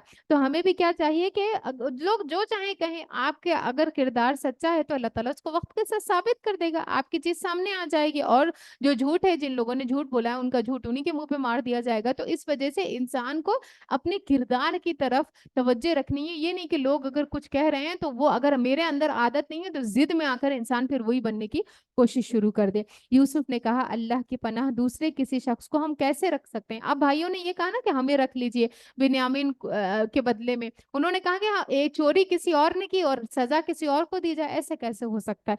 तो यूसुफ ने कहा, अल्लाह की पनाह दूसरे किसी शख्स को हम कैसे रख सकते हैं जिसके पास हमने अपना माल पाया है, उसको छोड़कर दूसरे को रखेंगे तो हम जालिम होंगे। यानी बिल्कुल हक बात कही ना, कि गुनाह एक ने किया और सजा दूसरे को दी जाए, ऐसा कैसे हो सकता है। जब यूसुफ अलैहिस्सलाम से मायूस हो गए वो लोग, तो एक गोशे में, एक कोने में जाकर आपस में मशवरा करने लगे कि उनमें जो सबसे बड़ा था, जिसने क्या कहा था कि यूसुफ को कत्ल ना करो बल्कि उसको अंधेरे कुएं में फेंक दो, अब वो बड़ा भाई ही था, वही दोबारा से कहने लगा। वो बोला, तुम जानते नहीं हो कि तुम्हारे वालिद ने तुमसे अल्लाह के नाम पर अहद व पैमान ले चुके हैं, यानी वादा करके तुम लोग इनको बुला के लाए हो, और इससे पहले यूसुफ के मामले में जो तुम ज्यादती कर चुके हो वो भी तुम सबको मालूम है। भाई, बड़े भाई ने क्या किया, इंसान जो है ना, गलती चाहे उसे जितने भी साल हो जाए, जो भी अरसा गुजर जाए, वो अपनी गलती, क्योंकि गलती जो है ना एक बोझ की तरह होती है, इंसान को अंदर अंदर खाती रहती है। तो जब भी इंसान के दिल पर कोई गलती का बोझ हो, तो उसको चाहिए कि उस बोझ को उतार दे और उस गलती से हमेशा के लिए अपना पीछा छुड़ा ले। कैसे? एक तो यह है कि नदामत, उस गलती पर सच्चे तरीके से, सच्चे तौबा के साथ में अल्लाह रब्बुल आलमीन की तरफ नादिम हो अपने गुनाह पर। दूसरा ये कि तौबा की कबूलियत के लिए शर्त क्या है कि उस गुनाह की तरफ दोबारा ना जाए। ठीक है। दूसरा ये है कि उस तौबा की शर्त क्या है कि इंसान पूरी तरीके से बंदोबस्त करे कि ये गुनाह मुझसे दोबारा नहीं होगा, अज़म पुख्ता इरादा करे। इसके बाद भी अगर हो जाएगा तो फिर वो इसराफ नहीं होगा, वो नई तरीके से होगा, फिर उसके साथ में भी वही चीज की जाएगी। अब यहाँ पर क्या है कि इन्होंने, बड़े भाई ने उन लोगों को याद दिलाया कि तुम लोगों को याद है इससे पहले यूसुफ अलैहिस्सलाम के साथ तुम क्या कर चुके हो। अब मैं तो यहाँ से हरगिज न जाऊंगा, मैं नहीं जाना वालिद के पास, अब मैं जाकर उनको शक्ल नहीं दिखाऊंगा, मैं तो अल्लाह की कसम खाकर बिन्यामीन को लाया था, जब तक मेरे वालिद मुझे इजाजत ना दें, यानी जब अब्बा जान मुझे आने की इजाजत देंगे तभी मैं वहां पर घर वापस जाऊंगा, या फिर अल्लाह ही मेरे हक में कोई फैसला ना कर दे, वो सबसे बेहतर फैसला करने वाला है। تم جا کر اپنے والد سے کہو ابا جان آپ کے صاحبزادے نے، اب کہنے لگے کہ ہم جا کر کیا کہیں، ہے نا، تو بھائیوں کو بتانے لگے کہ جاؤ اور جو قصہ ہے وہ صاف صاف بیان کر دو ابا کے سامنے کہ اس طریقے سے چیزیں ہو گئی ہیں۔ تم جا کر اپنے والد سے کہو ابا جان آپ کے صاحبزادے نے چوری کی ہے، ہم نے اسے چوری کرتے ہوئے نہیں دیکھا۔ کتنی بڑی بات ہے نا، کہنے لگے ہاں یہاں پر اب جھوٹا الزام نہیں لگا رہے، اب بہت کچھ ہو گیا، اب عقل ٹھکانے آ گئی ہے۔ کیا کہنے لگے کہ ہم نے اس کو چوری کرتے ہوئے نہیں دیکھا، حق بات بیان کر رہے ہیں، جو کچھ ہمیں معلوم ہے بس ہم وہی بیان کر رہے ہیں۔ تو بعض دفعہ اب دیکھیں یہاں پر چاہے تو تمام بھائیوں کے ساتھ یہ بھی اس میں مل جل سکتے تھے، تمام بھائیوں کی طرح یہ بھی وہی ارادہ کر سکتے تھے جو دوسرے بھائی کر رہے تھے کہ چلو ان کو رکھ لو، ہے نا، اور ہم لوگ چلے جاتے ہیں واپس۔ لیکن ان کا چونکہ ضمیر جاگ چکا تھا تو انہوں نے کیا کہا، انہوں نے اس چیز کے صاف نگیٹ کر دیا کہ میں تمہارے ساتھ اس چیز میں اب شامل نہیں ہوں، اب تم لوگ جاؤ، میں ابا کے پاس نہیں آنے والا ہوں کیونکہ میں قسم کھا کر آیا ہوں۔ تو بعض دفعہ کیا ہوتا ہے کہ ایک انسان ایک حالات میں ہوتا ہے اور ان حالات میں اس کے ساتھ میں کچھ اور لوگ بھی ہوتے ہیں، ٹھیک ہے، غلطی کچھ اور لوگوں کی ہوتی ہے لیکن انسان سب پورے خاندان کو جو ہے رگیڑ دیتا ہے۔ بعض دفعہ ہوتا ہے نا انسان کسی ایک انسان کی غلطی ہوتی ہے لیکن پورے گھر کو ذمہ دار ٹھہراتا ہے، تو یہ بہت ہی برا فعل ہے جو انسان کرتا ہے، ایسا نہیں کرنا چاہیے۔ تو ایک بھائی نے حقیقی بات کہی اور ان کی خوبی بھی یہاں پر پھر اللہ رب العالمین نے بیان کی ہے، اور غیب کی نگہبانی تو ہم نہ کر سکتے تھے، آپ اس بستی کے لوگوں سے پوچھ لیجئے جہاں ہم تھے، اس قافلے سے دریافت کر لیجئے، یعنی آپ کو شک ہے کہ ہم اگر جھوٹ بول رہے ہیں تو آپ قافلے والوں سے پوچھ لیجئے جو ہمارے ساتھ گئے تھے، جس کے ساتھ ہم آئے ہیں، ہم اپنے بیان میں بالکل سچے ہیں۔ آپ نے یہ داستان سن کر کہا دراصل تمہارے نفس نے تمہارے لیے ایک اور بڑی بات کو آسان بنا دیا، یعنی جیسی یوسف علیہ السلام کے وقت کہا تھا سیم الفاظ اب دوبارہ ہی کہہ دیے۔ اچھا اس پر بھی صبر کروں گا اور بخوبی کروں گا، ایک بیٹا گیا اور دوسرا بھی بیٹا چلا گیا۔ اب یہ نہیں کہ اللہ تعالیٰ کو الزام دینے لگے، ہے نا، کہ نعوذ باللہ ہمارے ہی ساتھ میں ایسا ہونا تھا، ہمارے ساتھ میں ہوتا ہے نا، جب ایک انسان کے ساتھ میں ایک واقعہ ہوتا ہے اور دوسرا واقعہ ہو جاتا ہے تو پھر انسان کیا کرتا ہے، بہت بدظن ہو جاتا ہے، اللہ رب العالمین کے اوپر خاص طور پہ بری بری باتیں کرنے لگتا ہے کہ میری زندگی میں اتنے حادثات لکھے ہوئے۔ تو یہاں پر کیا ہے، کیا کہنے لگے، کیا بڑی کہنے لگے کہ میں صبر کروں گا اور بخوبی کروں گا، یعنی کوئی بری بات اپنے زبان سے نہیں نکالی، بلکہ کیا کہنے لگے، ہوپ فل، کس طریقے سے دیکھیں اللہ رب العالمین سے اچھی امید تھی، کہنے لگے کیا بعید ہے کہ اللہ ان سب کو مجھ سے ملا لائے، وہ سب کچھ جانتا ہے اور اس کے سب کام حکمت پر مبنی ہے۔ تو کتنا اچھا اخلاق تھا نا آپ کا کہ عفو اور درگزر سے کام لیا، جو کہ بہترین اخلاق میں سے ایک چیز ہے۔ رسول اللہ صلی اللہ علیہ وسلم نے فرمایا بے شک انسان پر ڈالے گئے بوجھ اور تکلیف کے مطابق اللہ تعالیٰ کی طرف سے اس کو مدد آتی ہے، یعنی آزمائش کے مطابق اللہ تعالیٰ کی طرف سے صبر کے انسان کو توفیق ملتی ہے۔ تو جتنا بڑا انسان کا درجہ ہوتا ہے پھر اتنی ہی بڑی اس کی آزمائش بھی ہوتی ہے۔ تو اس وجہ سے ہمیں کیا ہے، اللہ رب العالمین سے مایوس نہیں ہونا۔ کیا کہا انہوں نے کہ لا تیأسو من روح اللہ، ایک آیت میں آتا ہے نا لا تیأسو من روح اللہ، اللہ کی رحمت سے مایوس نہ ہو، یعنی always be hopeful۔ اور اللہ رب العالمین سے وہ ہوپفل تھے، اللہ رب العالمین سے ان کو امید تھی، تو اللہ نے بھی کیا بھی ایسے ہی، کیونکہ انسان جیسا اللہ رب العالمین کے ساتھ میں گمان رکھتا ہے نا، اللہ پھر اس کے ساتھ میں معاملہ بھی ویسے ہی کرتے ہیں۔ تو یہاں پر انہوں نے مشکل وقت میں اللہ رب العالمین سے اچھا گمان کیا کہ کیا ہی بعید نہیں کہ میرا رب میرے تمام بچوں کو ملا لائے، اور ہوا بھی ایسے ہی۔ تو اللہ رب العالمین نے تمام بچوں کو ان کے پاس ایک ساتھ بھیج دیا۔ بس یقین اپنے اندر پیدا کرنے کی ضرورت ہے کہ جب انسان کو اللہ رب العالمین آزمائے تو ہر حال میں وہ اللہ رب العالمین کے بارے میں مثبت ظن رکھے، منفی کی طرف نہ جائے۔ پھر وہ ان کی طرف سے منہ پھیر کر بیٹھ گیا اور کہنے لگا ہائے یوسف، یعنی بچوں کے سامنے کوئی واویلا نہیں کرنے لگے، کوئی ان کو برا بھلا نہیں کہا کہ تم لوگ لے کر گئے تھے اور ان کو بھی گھما کے آ گئے، اور پھر دوسرے بیٹے کو لے گئے ہیں اور ان کو بھی کھو کے آ گئے، ہے نا، بچوں کے سامنے کچھ نہیں کہا بلکہ ایک طرف منہ پھیر لیا اور پھر یوسف علیہ السلام کو یاد کرنے لگے، کہنے لگے کہ ہائے یوسف۔ تو جو اللہ رب العالمین سے جس بندے کا تعلق مضبوط ہوتا ہے نا، وہ اپنے تکلیف کو اللہ ہی کے سامنے پیش کرتا ہے۔ आजमाइश इसी वजह से कितनी ही लंबी क्यों ना हो जाए, परेशानियां कितने ही ज्यादा क्यों ना हो जाए, लेकिन उसमें जरूर अल्लाह रब्बुल आलमीन की तरफ से हिकमत होती है, अल्लाह रब्बुल आलमीन की तरफ से इंसान के लिए खैर छुपी हुई होती है। तो इंसान को क्या करना चाहिए, अल्लाह रब्बुल आलमीन ही के सामने उस शिकवे को बयान करना चाहिए, क्योंकि अल्लाह ही है जिसके पास ये ताकत है कि वह हालात को बदल सकता है। बेटों ने कहा, खुदारा आप तो बस यूसुफ ही को याद किए जाते हैं, नौबत ये आ गई है कि उसके गम में आप अपने आप को भुला देंगे या अपनी जान हलाक कर डालेंगे। उसने कहा, मैं अपनी परेशानी इन्नमा अशकू बस्सी व हुज़्नी इलल्लाह, यानी वही बात कि अपनी परेशानी और अपने गम की फरियाद में अल्लाह के सिवा किसी से नहीं करता, और अल्लाह से जैसा मैं वाकिफ हूँ तुम नहीं हो। मेरे बच्चों, जाकर यूसुफ और उसके भाई भाई की कुछ टोह लगाओ, यानी ढूंढो तो सही उनको। अल्लाह की रहमत से मायूस ना हो, उसकी रहमत से तो बस काफिर ही मायूस हुआ करते हैं। वतवल्ला अन्हुम वक़ाला या असफ़ा अला यूसुफ़ा, बेटे की मोहब्बत थी ना दिल में। जैसे कि पीछे नूह अलैहिस्सलाम के बारे में भी, तो अंबिया जो है जैसे मैंने बताया वो इंसान होते हैं, संग दिल नहीं होते, उनके अंदर भी दिल होता है, मोहब्बत है, वो भी करते हैं, लेकिन अल्लाह की आजमाइशों पर वो अल्लाह के बारे में मनफी बातें नहीं करते, जैसे कि हम लोग करते हैं। क्या कि कोई आजमाइश आ जाए तो इंसान अल्लाह के बारे में बुरा गुमान करने लगता है। तो अंबिया की खासा क्या है कि वो अल्लाह के बारे में हर हाल में अच्छा गुमान करते हैं, तो हमें भी ऐसे ही करना चाहिए। वब्यद्दत आइनाहु मिनल हुज़्नि, और गम से उसकी आंखें सफेद हो चुकी है, इतना रोए इतना रोए इतना रोए कि नाबीना हो गए बच्चे की याद में। यूसुफ अलैहिस्सलाम की बीनाई जाती रही। वहुवा कज़ीम, और दिल ही दिल में गम में घुले जा रहे थे, गम के घोंट पी रहे थे बेटे की जुदाई में। बेटों ने कहा, खुदारा आप तो बस यूसुफ ही को याद करते हैं, यानी उनका ख्याल ये था कि सैयदना यूसुफ अलैहिस्सलाम को अगर कहीं हम फेंक देंगे तो फिर इनकी दिल से हम मोहब्बत निकाल देंगे अब्बा के, लेकिन हुआ क्या कि वो शदीद और भी ज्यादा मोहब्बत पे मुब्तला हो गए। तो बाज़ औक़ात इंसान ये कोशिश करता है कि दूसरे की पोजीशन किसी तरीके से खराब कर दे, लेकिन जिस कदर वो खराब करने की कोशिश करता है अल्लाह रब्बुल आलमीन उसको उसी कदर बुलंद कर देते हैं।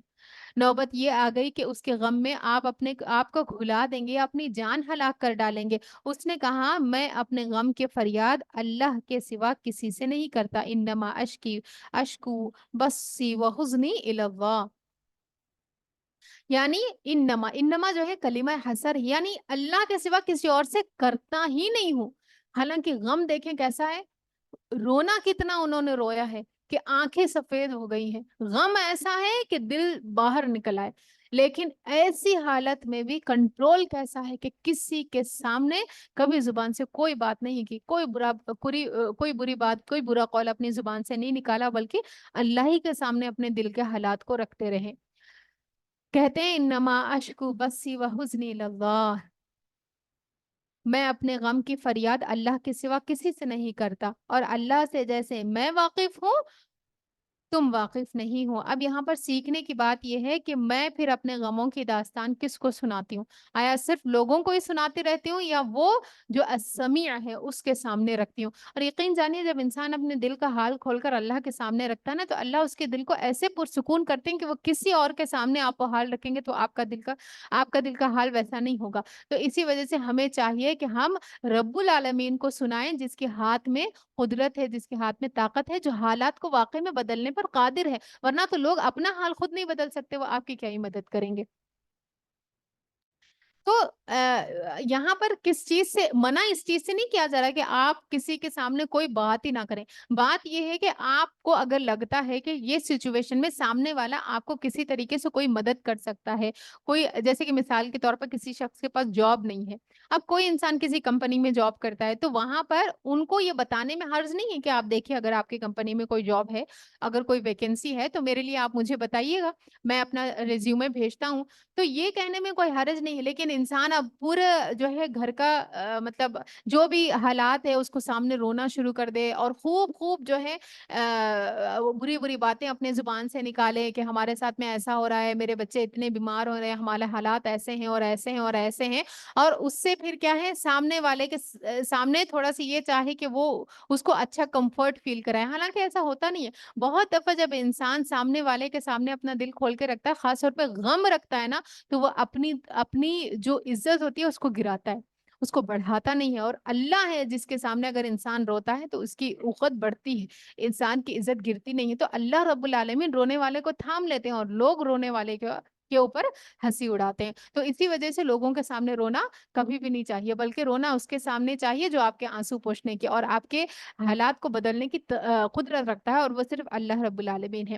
یوسف علیہ السلام نے کہا میرے بچوں جا کر یوسف اور اس کے بھائی کی کچھ ٹوہ لگاؤ, یعنی دعاؤں کے ساتھ کیا کیا کوشش کرنے کو بھی کہا کہ جاؤ میرے بچوں کی ٹوہ لگاؤ, اللہ کی رحمت سے مایوس نہ ہو, لا تیأسوا من روح اللہ, کیونکہ مایوسی جو ہے نا یہ کبیرہ گناہ ہے. عبداللہ بن عباس رضی اللہ تعالی عنہ سے روایت ہے کہ ایک آدمی نے کہا اے اللہ کے رسول صلی اللہ علیہ وسلم کبیرہ گناہ کون سے ہے؟ آپ صلی اللہ علیہ وسلم نے فرمایا اللہ کے ساتھ شرک کرنا, اللہ کے رزق سے نا امید ہونا, اور اللہ کی رحمت سے مایوس ہونا. یعنی عام طور پر ہوتا کیا ہے, انسان تھوڑی سی اس پر مشکل آتی ہے, تھوڑی سی اس پر کوئی مصیبت آتی ہے تو اپنے مطابق تھوڑی بہت کوشش کر لیتا ہے اور پھر کیا ہے بس مایوس ہو کے بیٹھ جاتا ہے. اب تو یہ کام تو ہونے کا نہیں, کتنی دفعہ سدھارا ان کو, کتنی دفعہ سمجھایا, لیکن یہ تو ہے کہ ٹیڑھی کی ٹیڑھی, اب یہ تو سدھرنے والی نہیں ہے, ہوپ لیس کیس ہے نا. تو انسان کہہ کے باز آتا ہے چیزوں سے. تو کوئی بھی انسان کو اللہ رب العالمین سے مایوس نہیں ہونا چاہیے. ہر انسان تبدیل ہو سکتا ہے, ہر حالات بدل سکتے ہیں, کیونکہ اللہ بدلنے پر قادر ہے. تو جو انسان سے توقعات رکھتا ہے نا وہی مایوس ہوتا ہے, اور جس کی توقع اللہ سے ہو وہ ہر حال میں پر امید رہتا ہے. ابو ذر رضی اللہ تعالی عنہ کے نبی کہتے ہیں کہ نبی صلی اللہ علیہ وسلم نے فرمایا ہمارا رب بندوں کی مایوسی پر ہنستا ہے. یعنی انسان جب مایوس ہو جاتا ہے نا, یہ تو بدلنے کے نہیں, حالات تو ہمیشہ شاید ایسے ہی رہیں گے, اب تو چینج ہی نہیں ہوں گے. انسان حالانکہ دعا کرتے رہتا ہے اللہ تعالیٰ سے, اور ایک دفعہ کیا ہوتا ہے تھک ہار کے بولتا ہے کہ اب تو چیزیں نہیں بدلیں گی, اب ایسا ہی رہے گا, اور انسان دعا بھی کرنا چھوڑ دیتا ہے. تو اس وقت کیا ہے اللہ تعالیٰ ہنستے ہیں اس بندے پر جو مایوس ہو جاتا ہے. حالات کی تبدیلی قریب ہی ہوتی ہے, ابھی بس تھوڑے دن کی بات ہوتی ہے, حالات تبدیل ہونے والے ہوتے ہی ہیں, لیکن انسان مایوس ہو کے دعا چھوڑ دیتا ہے. ابو ذرین رضی اللہ تعالی عنہ نے عرض کیا اے اللہ کے رسول کیا رب بھی ہنستا ہے؟ یعنی ان کو تعجب ہوا سن کے کہ اللہ بھی ہنستا ہے. آپ صلی اللہ علیہ وسلم نے فرمایا ہاں, میں نے عرض کیا جو رب ہنستا ہے ہم اس کے ہاں خیر و بھلائی منقود نہیں پاتے.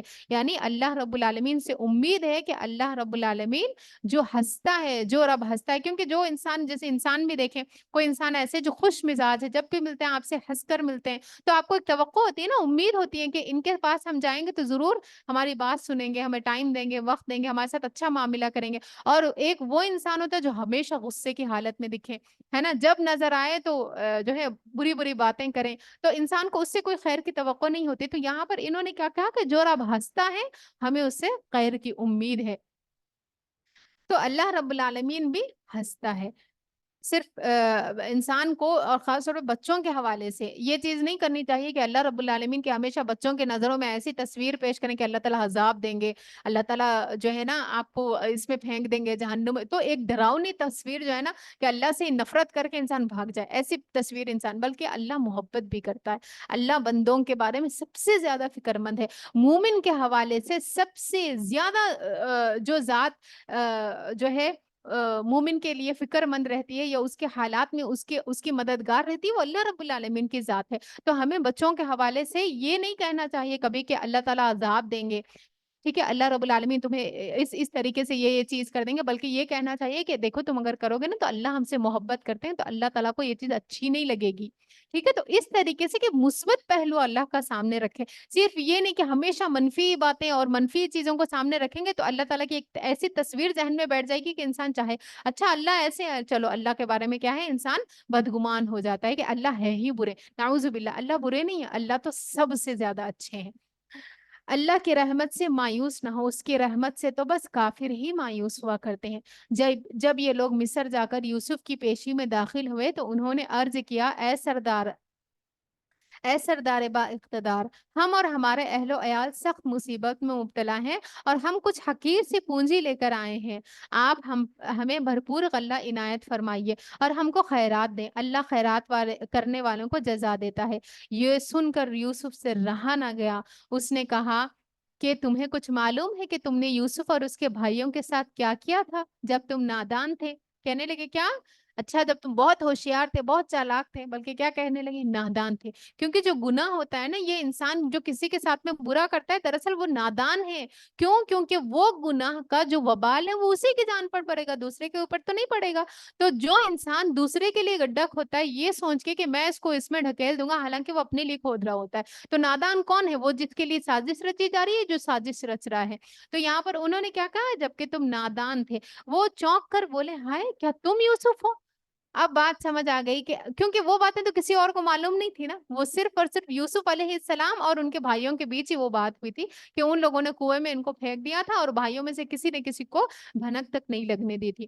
وہ چونک کر بولے ہائے کیا تم یوسف ہو؟ اس نے کہا ہاں میں یوسف ہوں اور یہ میرا بھائی ہے۔ آرام سے اپنی سچائی سامنے، یہ نہیں کہ اب جیسے انسان کو بعض دفعہ موقع ملتا ہے نا اپنی سچائی رکھنے کا، تو یوں انسان غرور میں مبتلا ہو جاتا ہے۔ اب دکھاتا ہوں میں سامنے والے کو اس کا انجام کیا ہوتا ہے۔ کوئی ان کے اندر تکبر نہیں، کوئی تکبرانہ جملہ نہیں، بلکہ اپنے بھائیوں کو کتنا زیادہ سپیس دینے لگے، کہنے لگے کہ تم لوگوں کو اس وقت معلوم نہیں تھا نا، تم نادان تھے، اس وجہ سے تم نے میرے ساتھ میں ایسا کیا ہے۔ اگر تم لوگ جانتے تو تم میرے ساتھ میں کبھی بھی عقل مند ہوتے تو تم کبھی بھی یہ چیز نہ کرتے۔ تو یہاں پر انہوں نے کیا کہا کہ ہاں میں ہوں یوسف اور یہ میرا بھائی ہے۔ ما فعلتم بیوسف، تم نے یوسف کے ساتھ کیا کیا تھا؟ میں یوسف ہوں اور یہ میرا بھائی ہے، اللہ نے ہم پر احسان فرمایا ہے۔ دیکھیں بات کو اللہ کی طرف پلٹا رہی ہے، یہ نہیں کہ میں دیکھو کس طریقے سے بچ گیا اور تم لوگ کیا سمجھتے تھے میں ختم ہو جاؤں گا اور میں تم لوگ ہلاک کرنا چاہتے تھے، اور لان تان کچھ نہیں، بلکہ کیا کہنے لگے؟ اللہ نے ہم پر احسان فرمایا۔ یہ ہوتا ہے پیغمبرانہ اخلاق۔ حقیقت یہ ہے کہ اگر کوئی تقوی اور صبر سے کام لے تو اللہ کے ہاں ایسے لوگوں کا اجر نہیں مارا جاتا۔ انہ من یتقی ویصبر فإن اللہ لا یضیع اجر المحسنین۔ تو محسنوں کا اجر اللہ رب العالمین کبھی بھی ضائع نہیں کرتے۔ اور رمضان میں بھی یہی دو چیزیں ساتھ ساتھ ہے، تقوی اور صبر، تقوی اور صبر، لعلکم تتقون۔ کتب علیکم الصیام کما کتب علی الذین من قبلکم لعلکم تتقون، تاکہ تم پر تاکہ تمہارے اوپر روزے فرض اس لیے کیے گئے ہیں تاکہ تم میں تقوی پیدا ہو، تم تقوی اختیار کرو۔ اور روزے میں انسان کس چیز کو چھوڑ دیتا ہے؟ کھانے پینے کو چھوڑ دیتا ہے، اور وہ صبر مانگتا ہے نا انسان سے، عبادتیں کرنی پڑتی ہے چاہے دل بھی نہ کرے تب بھی انسان کرتا ہے، ٹھیک ہے۔ تو رمضان میں رمضان میں جو چیز انسان سیکھتا ہے وہ کیا ہے؟ صبر سیکھتا ہے۔ سامنے کھانا ہوتا ہے، پانی ہوتا ہے، بھوک لگی ہوتی ہے، پیاس لگی ہوتی ہے، لیکن پھر بھی انسان نہیں کھاتا، تو یہ صبر نہیں ہے تو اور کیا ہے؟ اور اسی صبر کی وجہ سے انسان کو تقوی ملتا ہے۔ تو انہوں نے کیا کہا؟ کتنے پیارے الفاظ ہے، کیا کہتے ہیں؟ انہو من یتقی ویصبر، جو اللہ سے ڈرے گا اور صبر اختیار کرے گا، بری باتیں نہیں کہے گا، لوگوں کے اوپر صرف لان تان نہیں۔ اچھا کسی سے گناہ ہو گیا، وہ بھی تو انسان تھے نا، ٹھیک ہے ہو گیا گناہ، اب جب ان کو احساس ہو گیا اور اپنی غلطی مان لیں گے تو انہوں نے معاف بھی کر دیا۔ تو یہ ہوتا ہے انسان پیغمبرانہ اخلاق۔ فإن اللہ لا یضیع اجر المحسنین، کہ بے شک اللہ تعالیٰ نہیں ضائع کرتا محسنین کا اجر۔ انہوں نے کہا اللہ کی قسم تم کو اللہ نے ہم پر فضیلت بخشی، دیکھیں اس اخلاق کی وجہ سے ہی ان کو ریئلائز ہوا، ورنہ کبھی نہیں ہو سکتا کہ انسان برائی سے برے انسان کی اصلاح کر سکے۔ اگر آپ یہ سمجھیں گے نا کہ اگر اچھا وہ بری ہیں تو میں اور بھی بری بن کے دکھا کے ان کو صحیح کروں گی، تو وہ صحیح کبھی نہیں ہوئے، وہ تو اور بھی معاملہ خراب ہی ہوتا جائے گا۔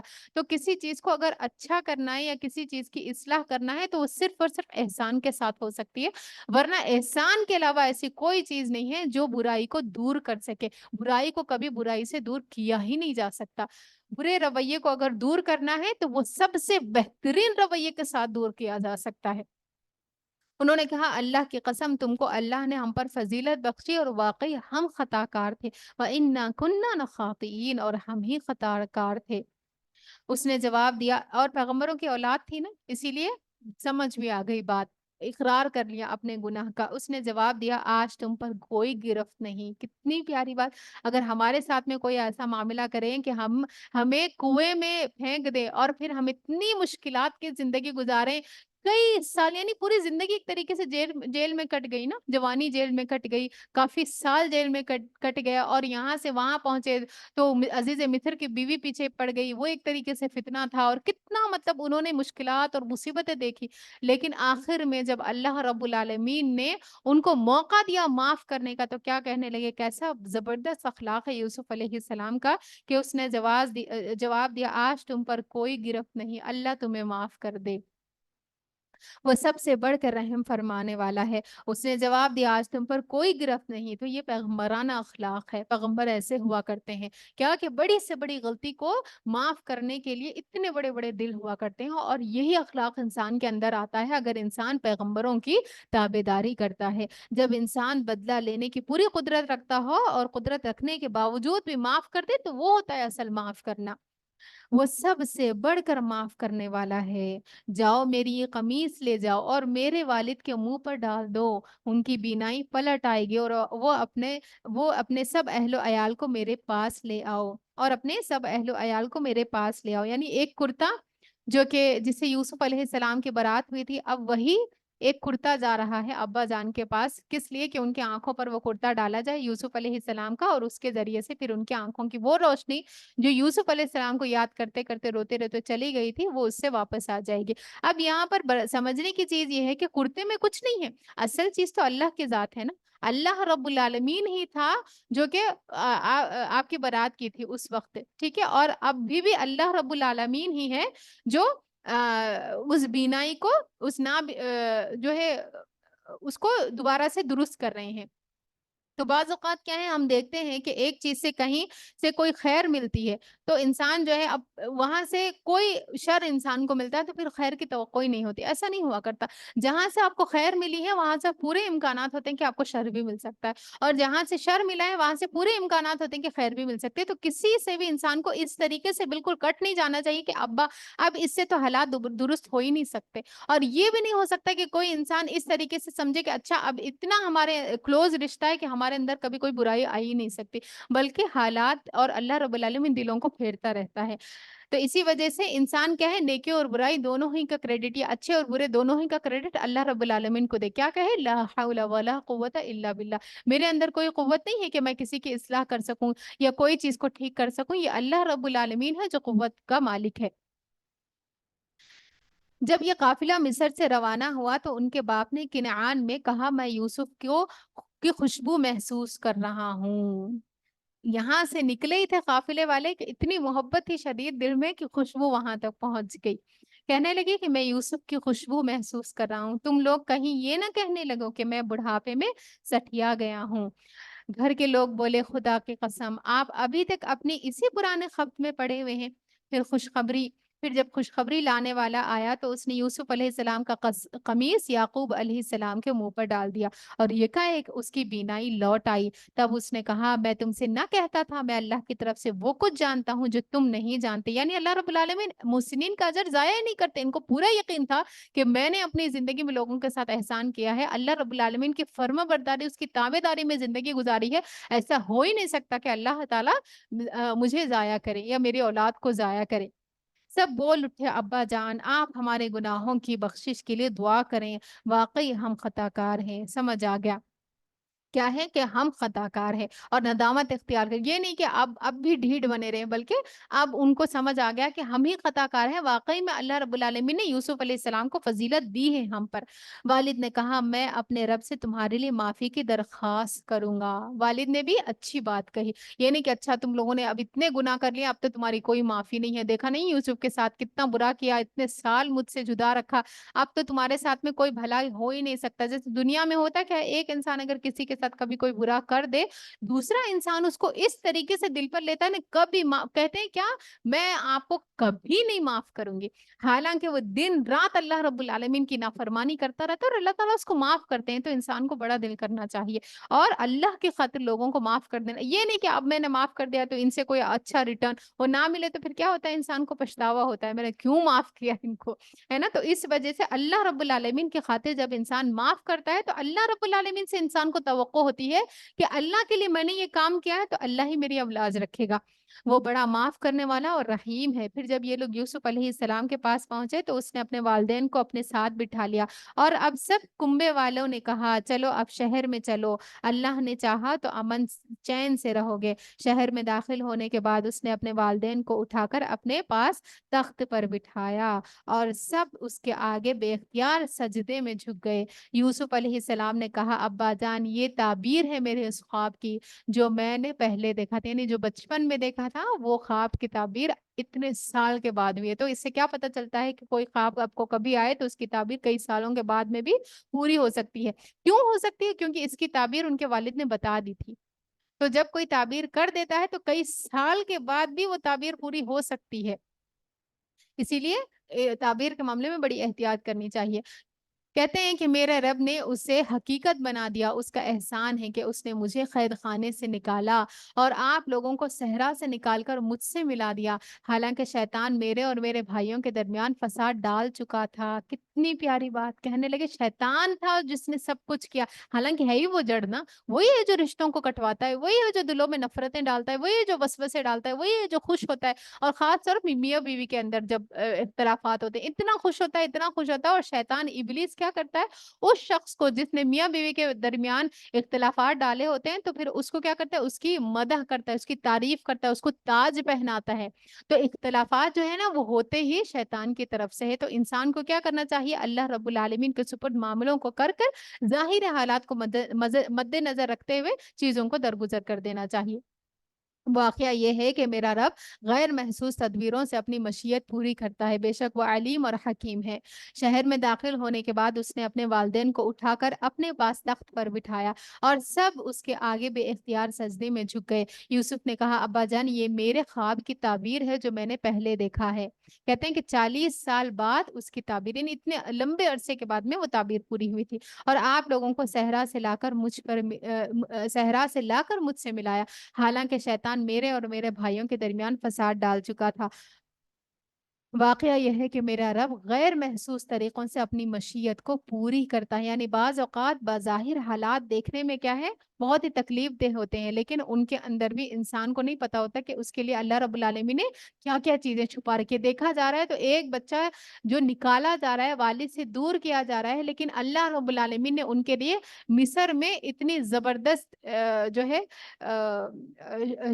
ایک طریقے سے شاہانہ زندگی ان کے لیے لکھ رکھی، تو اور وہ نہ ہوتی کبھی بھی اگر وہ اپنے گھر سے اپنے والد سے نہ بچھڑتے تو کیسے مصر پہنچتے۔ تو اور جو حکمت اور علم آپ کو دیا جانا تھا، جو پیغمبری پر آپ کو بٹھایا جانا تھا، جو آپ کے اوپر جو جس منصب پہ آپ کو فائز کیا جانا تھا، اس کا تقاضا بھی یہی تھا کہ ان کو ان حالات سے گزارا جائے، کیونکہ جب انسان بہت سخت حالات اپنی زندگی میں دیکھ لیتا ہے نا تو اس کا دل بہت وسیع ہو جاتا ہے، اتنا وسیع ہو جاتا ہے کہ دوسرا انسان اندازہ بھی نہیں لگا سکتا، وہ کسی بھی چیز سے اوپر اٹھ کر پھر لوگوں سے معاملہ کرتا ہے۔ اور یہ ضروری ہوتا ہے خاص طور پر دین کا کام کرنے کے لیے، کہ انسان دنیاوی چیزوں سے، دنیاوی جو مٹیریلسٹک چیزیں ہیں ان سے پھر اوپر اٹھ جائے۔ اگر انسان کو ہوتا ہے نا اچھا یہ میرا پین ہے، سامنے والے لے گئے خراب کر دیں گے، تو پھر کیا ہے، ایسا انسان دین کا کام نہیں کر سکتا۔ دین کا کام کرنے کے لیے پیغمبری تو بہت بڑی چیز تھی، اس کا کرنے کے لیے ضروری ہے کہ مٹیریلسٹ چیزوں سے انسان اوپر اٹھ جائے، اور وہی حالات تھے جس نے آپ کو یہ سب کچھ سکھایا تھا، جس میں اللہ نے آپ کو ڈالا تھا۔ اے میرے رب تو نے مجھے حکمت بخشی، اتنے سال اتنے مشکلات گزار کے جو چیز ملی تھی وہ کیا تھی، حکمت تھی، اور مجھ کو باتوں کی تہ تک پہنچنا سکھایا۔ زمین اور آسمان کے بنانے والے تو ہی دنیا اور آخرت میں میرا سرپرست ہے، میرا خاتمہ اسلام پر کر، اور انجام کار مجھے صالحین کے ساتھ ملا۔ کتنا بہترین اخلاق کردار ہے نا، کوئی غرور نہیں، کوئی فقر نہیں، یہ نہیں کہ مجھے بادشاہت مل گئی ہے، میں تو اتنا بڑا بن گیا ہوں اب تو میں کسی کے کوئی پاس نہیں رکھوں گا، بلکہ انسان کے ہاتھ سے جب دنیا چلی جاتی ہے نا تو انسان فقیر ہو جاتا ہے، اور کہا جاتا ہے کہ جس انسان کے دل سے دنیا نکل جائے تو پھر وہ اللہ کا ولی ہو جاتا ہے۔ رسول اللہ صلی اللہ علیہ وسلم نے فرمایا جو لوگوں پر رحم نہیں کرتا اللہ بھی اس پر رحم نہیں کرتا، اور جو معاف نہیں کرتا اللہ بھی اس کو معاف نہیں کرتا۔ تو کبھی یہ نہ کہیے کہ میں فلانے کو معاف نہیں کروں گی، بلکہ کیا ہے، معاف کر دیجیے۔ جیسے بعض دفعہ ہوتا ہے نا انسان معاف کرتا ہے لیکن ان کو ملنا نہیں چاہتا، وہ جب انسان دیکھتا ہے تو وہ دکھ یاد آتا ہے، وہ تکلیفیں یاد آتی ہے۔ جیسے کہ آپ صلی اللہ علیہ وسلم معاف تو کر دیتے تھے، لیکن بعض دفعہ بعض لوگوں کو آپ اپنے سامنے آنے سے منع کر دیتے تھے کہ نہیں تم آگے آئندہ میرے سامنے مت آنا، کیونکہ مجھے تمہیں دیکھنے سے تکلیف ہوگی، تو معاف کر دینا چاہیے۔ جتنا بھی بڑا آپ کے ساتھ میں کسی نے کوئی معاملہ کیا ہو اس کا گناہ اسی کے سر پر ہے۔ रसूलुल्लाह सल्लल्लाहु अलैहि वसल्लम ने फरमाया सदका माल को कम नहीं करता। माफ करने से अल्लाह बंदे की इज्जत में इजाफा करते हैं। माफ करने से अल्लाह बंदे की इज्जत, हम क्या समझते हैं, मैं माफ कर दूंगी तो मेरी रही सही इज्जत चली जाती। ऐसा नहीं हुआ करता। हम माफ किस लिए करते हैं? और भी हासिल करने के लिए, और भी सामने वाले से तवक्को रखते हुए माफ करते हैं कि ये मेरे साथ और अच्छा सुलूक करेगा कि मैंने इसको माफ किया। जब ये तवक्कुआत होती है ना, तो फिर खराबियां शुरू होती हैं। बगैर किसी तवक्को के अनकंडीशनल तौर पर मैं इसलिए माफ कर रही हूँ कि मैं चाहती हूँ कि मुझसे भी काफी सारी गलतियां होती हैं जाने अनजाने में, मैं चाहती हूँ कि अल्लाह भी मुझे माफ करे। जब इस सोच के साथ इंसान माफ कर देता है तो फिर वो माफी इंसान को बुलंदी की तरफ ले जाती है। और जो अल्लाह के लिए तवाज़ु इख्तियार करता है, आजिज़ी इख्तियार करता है, फ़ख्र व गुरूर नहीं होता उसके अंदर, लोगों से आजिज़ होकर मिलता है, खंदा पेशानी के साथ मामलात करता है, तो अल्लाह ताला उसको बुलंदी अता फरमाते हैं। ये सारी खुसूसियत यूसुफ अलैहिस्सलाम के अंदर थी। और आपका अखलाक क्या था? बेहतरीन अखलाक है, नमूना आपका हमारे सामने अल्लाह ने रख दिया है। ज़ालिका मिन अंबाइल ग़ैबि नूहिही इलैका। अब कहा जा रहा है क्या? कि जो यहूद ने मुशरिकीन को बोल कर भेजा था कि जाओ आप सल्लल्लाहु अलैहि वसल्लम से यूसुफ अलैहिस्सलाम के वाक़े के बारे में पूछो, अब उसी की बात यहाँ पर बताई जा रही है कि ये किस्सा गैब की खबरों में से है। हम जो हम आपको वही के ज़रिए से सुना रहे हैं, वरना आप इस वक़्त मौजूद न थे। यानी ये जब सारे हालात यूसुफ अलैहिस्सलाम के साथ हो रहे थे, उस वक़्त नबी सल्लल्लाहु अलैहि वसल्लम वहाँ पर मौजूद नहीं थे। आप तो कई साल के बाद दुनिया में पैदा हुए हैं यूसुफ अलैहिस्सलाम के बाद, के पैदाइश के बाद में। आपको क्या पता कि यूसुफ अलैहिस्सलाम के साथ में क्या हुआ है? तो यहाँ पर बताया गया है कि ये किस्सा गैब की खबरों में से है, जो हम आपको वही कर रहे हैं, वरना आप उस वक़्त वहां मौजूद न थे जब यूसुफ के भाइयों ने आपस में इत्तेफाक करके साजिश की थी। मगर तुम ख़वा कितना ही चाहो, उनमें से अक्सर लोग मान कर नहीं देने वाले। यानी आपका सवाल, आपसे सवाल किया था, सबको जवाब भी मिल गया, सारा यूसुफ अलैहिस्सलाम का किस्सा भी बयान हो गया, लेकिन इसके बावजूद भी अक्सरियत ऐसी होगी जो इसको जान के भी फिर क्या कहेगी, कोई ना कोई नया इल्ज़ाम आपके ऊपर धर देगी और आपकी बात को नहीं मानेगी। तो पहले ही बता दिया गया। तो इसका मतलब ये नहीं होता कि आप अपना हक दूसरे के सामने रख देंगे, आप सच्ची बात अपनी दूसरे के सामने रख देंगे तो दूसरा मान ही लेगा।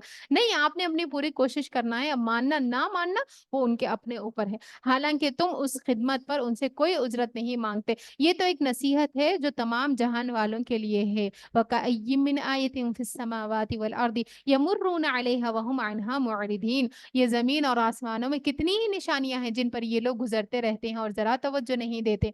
उनमें से अक्सर लोग अल्लाह को मानते हैं, मगर इस तरह के उसके साथ शरीकों को ठहराते हैं। यानी अक्सरियत ऐसी है, क्या है कि वो अल्लाह रब्बुल आलमीन के साथ शिर्क करती है। महफूज नहीं है शिर्क से अक्सरियत। अबू मूसा अशअरी रज़ियल्लाहु तआला अन्हु कहते हैं, एक दिन रसूलुल्लाह सल्लल्लाहु अलैहि वसल्लम हमको खुतबा देते हुए फरमा रहे थे कि लोगों उस शिर्क से बचो, क्योंकि उसकी आहट चूंटी की आहट से भी हल्की है। चूंटी चलती है, सुनाई देता है?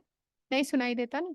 हाँ, चूंटी के चलने के बाद जैसे नहीं सुनाई देती, वैसे ही इंसान शिर्क में पड़ जाता है और उसको बिल्कुल पता ही नहीं होता, होश नहीं होता कि उससे शिर्क सरजद हो जाता है। किसी ने पूछा, या रसूलुल्लाह सल्लल्लाहु अलैहि वसल्लम, जब उसकी आहट चूंटी की आहट से भी ज्यादा मख्फी है, यानी चूंटी की चाल से भी ज्यादा हल्की है, तो फिर हम उससे कैसे बच सकते हैं? यानी हमें अगर पता ही नहीं चलेगा कि हमारे से शिर्क हो गया है, तो फिर हम कैसे बच सकते हैं उस अमल से? आप सल्लल्लाहु अलैहि वसल्लम ने फरमाया, तुम यूं कहते रहा करो। दुआ सिखाई आपने, क्या? ऐ अल्लाह, हम इस बात से तेरी पनाह में आते हैं कि किसी को जानबूझकर आपके साथ शरीक करें, और उस चीज से भी माफ़ी माँगते हैं जिसे हम नहीं जानते। और ये दुआ कुरानी मसनून दुआओं में मौजूद है।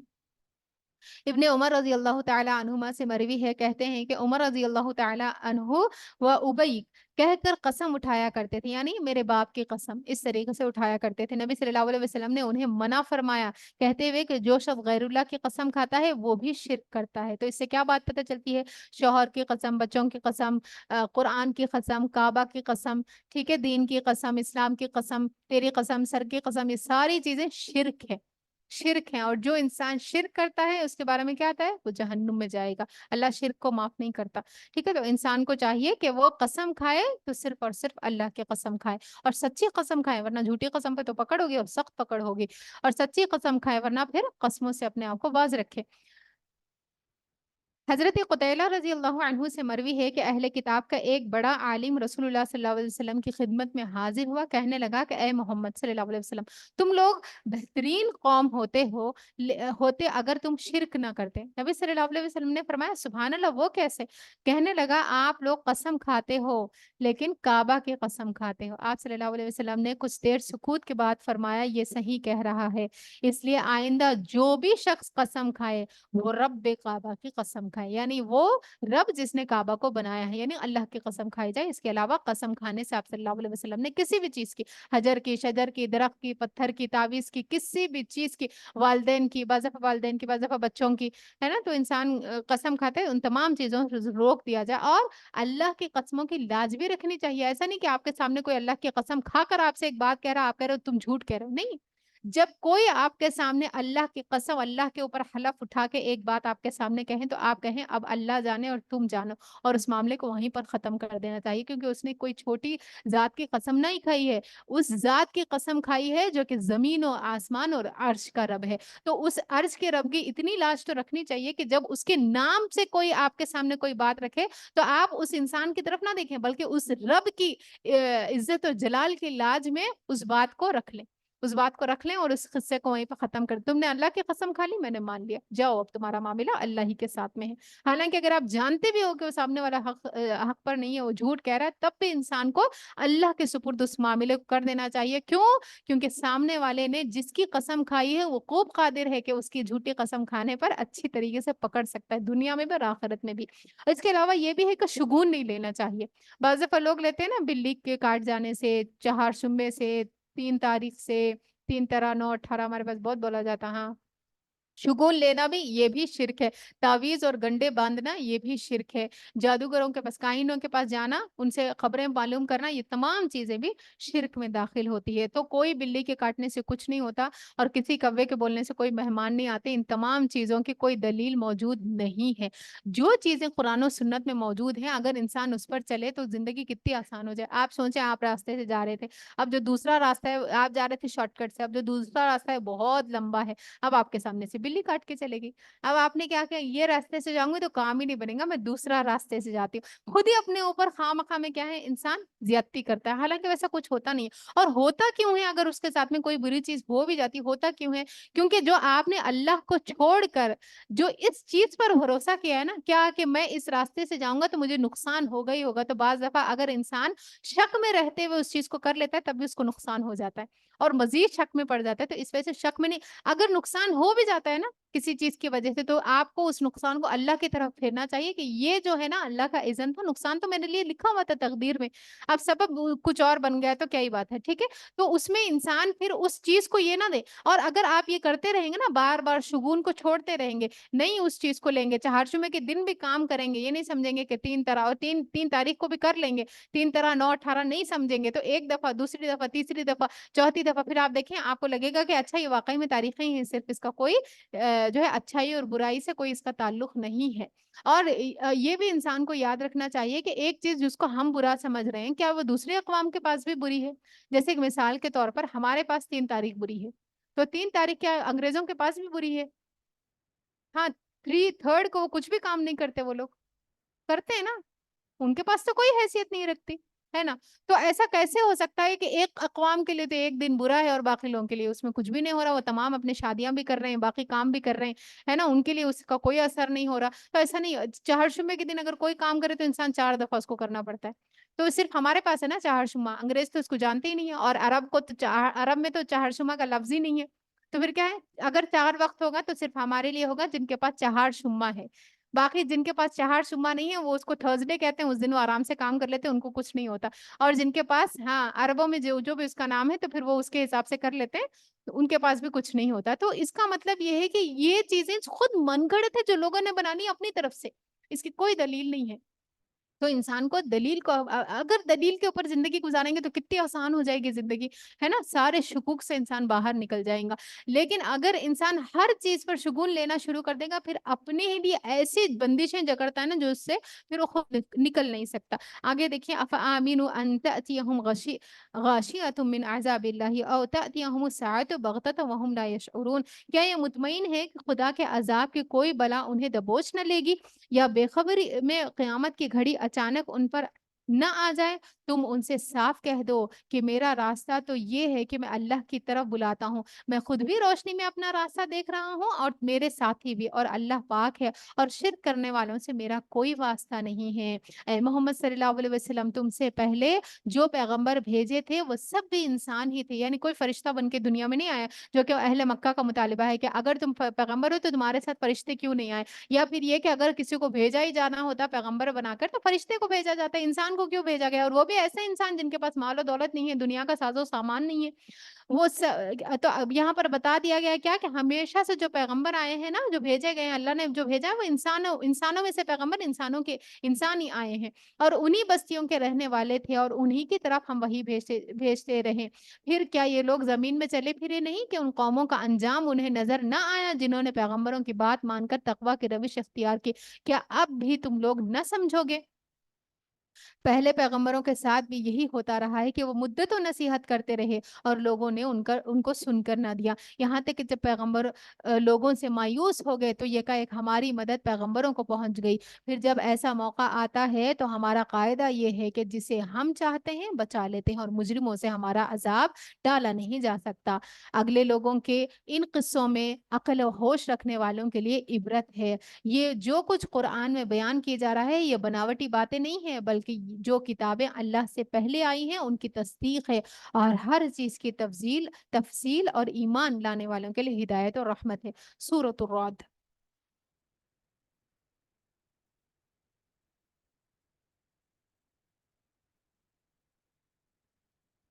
بسم اللہ الرحمن الرحیم۔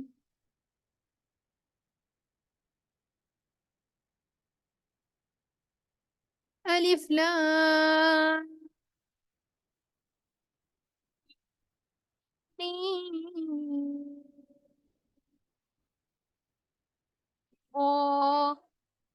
تلك آيات الكتاب والذي أنزل إليك من ربك الحق ولكن أكثر الناس لا يؤمنون الله الذي رفع السماوات بغير عمد ترونها ثم استوى على العرش وسخر الشمس والقمر كل يجري لأجل مسمى يدبر الأمر يفصل الآيات لعلكم بلقاء ربكم توقنون وهو الذي مد الأرض وجعل فيها رواسي وأنهارا ومن كل الثمرات جعل فيها زوجين اثنين يغشي الليل النهار إن في ذلك لآيات لقوم يتفكرون۔ بسم اللہ الرحمن الرحیم، شروع کرتی ہوں اللہ کے نام سے جو بے انتہا مہربان نہایت رحم فرمانے والا ہے۔ الف لام میم را تلک آیات الکتاب المبین۔ الف لام میم را یہ کتاب الہی کی آیات ہے اور جو کچھ تمہارے رب کی طرف سے تم پر نازل کیا گیا ہے وہ عین حق ہے، مگر تمہاری قوم کے اکثر لوگ مان نہیں رہے ہیں۔ یعنی نبی صلی اللہ علیہ وسلم کو یہ بات بتائی جا رہی ہے کہ آپ فکر مند نہ ہو، آپ جو چیز پہنچا رہے ہیں وہ بالکل حق ہے، لوگ اس لیے نہیں آپ ایمان نہیں لا رہے ہیں تو اس کا مطلب آپ کے پہنچانے میں شاید کوئی کمی ہے، آپ کے پہنچانے میں کوئی کمی نہیں ہے، آپ تو حق پہنچا رہے ہیں، لوگ اس لیے نہیں مان رہے ہیں کیونکہ ان کو ماننا نہیں ہے۔ وہ اللہ ہی ہے جس نے آسمانوں کو ایسے سہاروں کے بغیر قائم کیا جو تم کو نظر نہیں آتے، پھر وہ عرش پر مستوی ہوا اور اس نے اس نے آفتاب اور مہتاب کو ایک قانون کا پابند بنایا، یعنی سورج اور چاند کو ایک قانون کا پابند بنایا. اس سارے نظام کی ہر چیز ایک وقت مقرر تک کے لیے چل رہی ہے، اور اللہ ہی اس سارے کام کی تدبیر فرما رہا ہے. یدبر امر یفصل الآیات لعلکم بلقاء ربکم توقنون. وہ نشانیاں کھول کھول کر بیان کرتا ہے شاید کہ تم اپنے رب کی ملاقات کا یقین کرو. تو کیا ہے، اللہ رب العالمین تمام چیزوں کی حفاظت کر رہا ہے، تمام چیزوں کو دیکھ رہا ہے. یدبر الامر، تمام چیزوں کی تدبیر کر رہا ہے، پلاننگ کر رہا ہے. اگر جیسے ہم میں ہے نا، ہم لوگ انسان ہیں، ہمیں ایک گھر کے معاملات کو اگر دیکھنا پڑ جائے تو خواتین کہتی ہیں کہ اس گھر میں تو مطلب اتنا مجھے جیسے کہ بالکل انسان کو کیا ہے پاگل بنا دیا یہاں کی سچویشنز نے. تو انسان صرف ایک گھر کا معاملہ دیکھ کر اس کو کیا ہے مینج کر کے اس سے تھک ہار جاتا ہے. اگر کوئی انسان کمپنی کا ہے، ٹھیک ہے، کمپنی کا مالک ہے، وہ اپنی کمپنی کو دیکھتا ہے تو پھر وہ کیا ہے اس معاملات میں اتنا زیادہ چکر کھا جاتا ہے کہ وہ ہمیشہ اس کے بارے میں فکر مند رہتا ہے، پریشان رہتا ہے. لیکن اللہ رب العالمین کی ذات کیسی ذات ہے؟ یدبر الامر یفصل الآیات. وہ تمام چیزوں کی، صرف میری اور آپ کی زندگی کی نہیں، میرے اور آپ کے کھانے کی پینے کی نہیں، بلکہ تمام جتنے بھی کیڑے مکوڑے ہیں ان تمام کی، ان کا کلر کیا ہوگا، ان کا سائز کیا ہوگا، ان کا کھانا کیا ہوگا، ان کا جسم کیسا ہوگا، وہ دکھتے کیسے، یہ ساری تدبیر کس کی ہے؟ اللہ کی ہے. نظام دنیا اگر چل رہا ہے تو یہ رب العالمین. اگر سوچے ساری دنیا میں ایسا ہے نا، چاہیں تو سارے شیر ببر چیتے وغیرہ جنگلوں سے نکل کے آ جائیں آبادیوں میں، کیا ضرورت ہے ان کو جنگلوں میں ہی رہنے کی اور وہیں پر اپنا بسیرا کرنے کی؟ اللہ نے تدبیر کی ہے تمام چیزوں کی، ہے نا.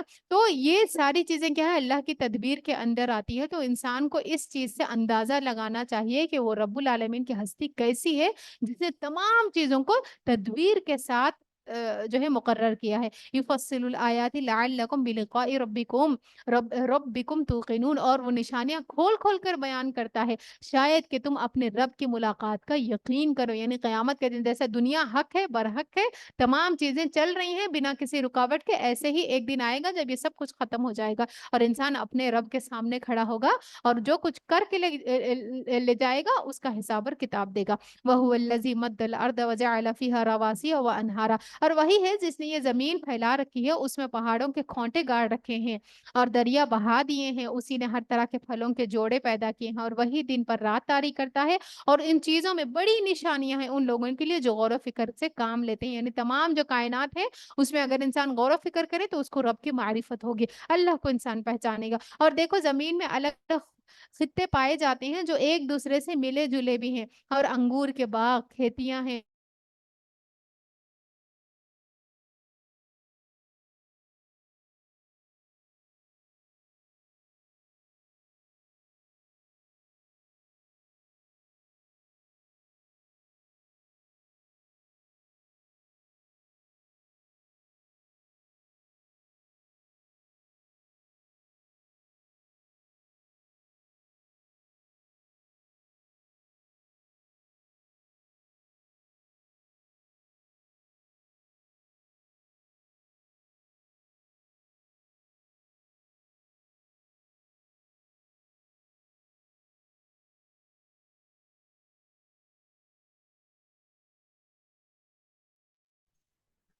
وَإِن تَعْجَبْ فَعَجَبٌ قَوْلُهُمْ.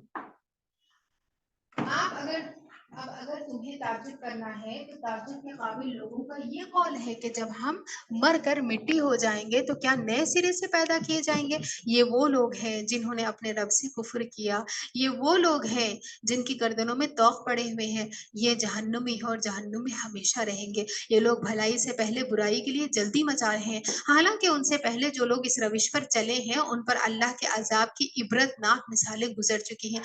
حقیقت ہے یہ ہے کہ تیرا رب لوگوں کی زیادتیوں کے باوجود ان کے ساتھ چشم پوشی سے کام لیتا ہے. وَإِنَّ رَبَّكَ لَشَدِيدُ الْعِقَابِ. اور یہ بھی حقیقت ہے کہ تیرا رب سخت سزا دینے والا ہے. یعنی انسان کو یہ نہیں ہے کہ اللہ رب العالمین اللہ رب العالمین کی رحمت کی طرف انسان نظر رکھے اور جو چاہے کرتا جائے. اور یہ بھی نہیں ہے کہ انسان جو ہے اللہ رب العالمین کے عذاب سے اتنا زیادہ ڈر جائے کہ اللہ سے معافی کی امید ہی نہ رکھے، بلکہ درمیانی معاملہ انسان کو امید اور خوف کے بیچ رہنا چاہیے. مومن ایسا ہی ہوتا ہے. وآخر دعوانا ان الحمد للہ رب العالمین وما علیک الا البلاغ المبین. سبحانک اللہم وبحمدک نشہد ان لا الہ الا انت نستغفرک ونتوب الیک. بارک اللہ فیکم. السلام علیکم ورحمۃ اللہ وبرکاتہ.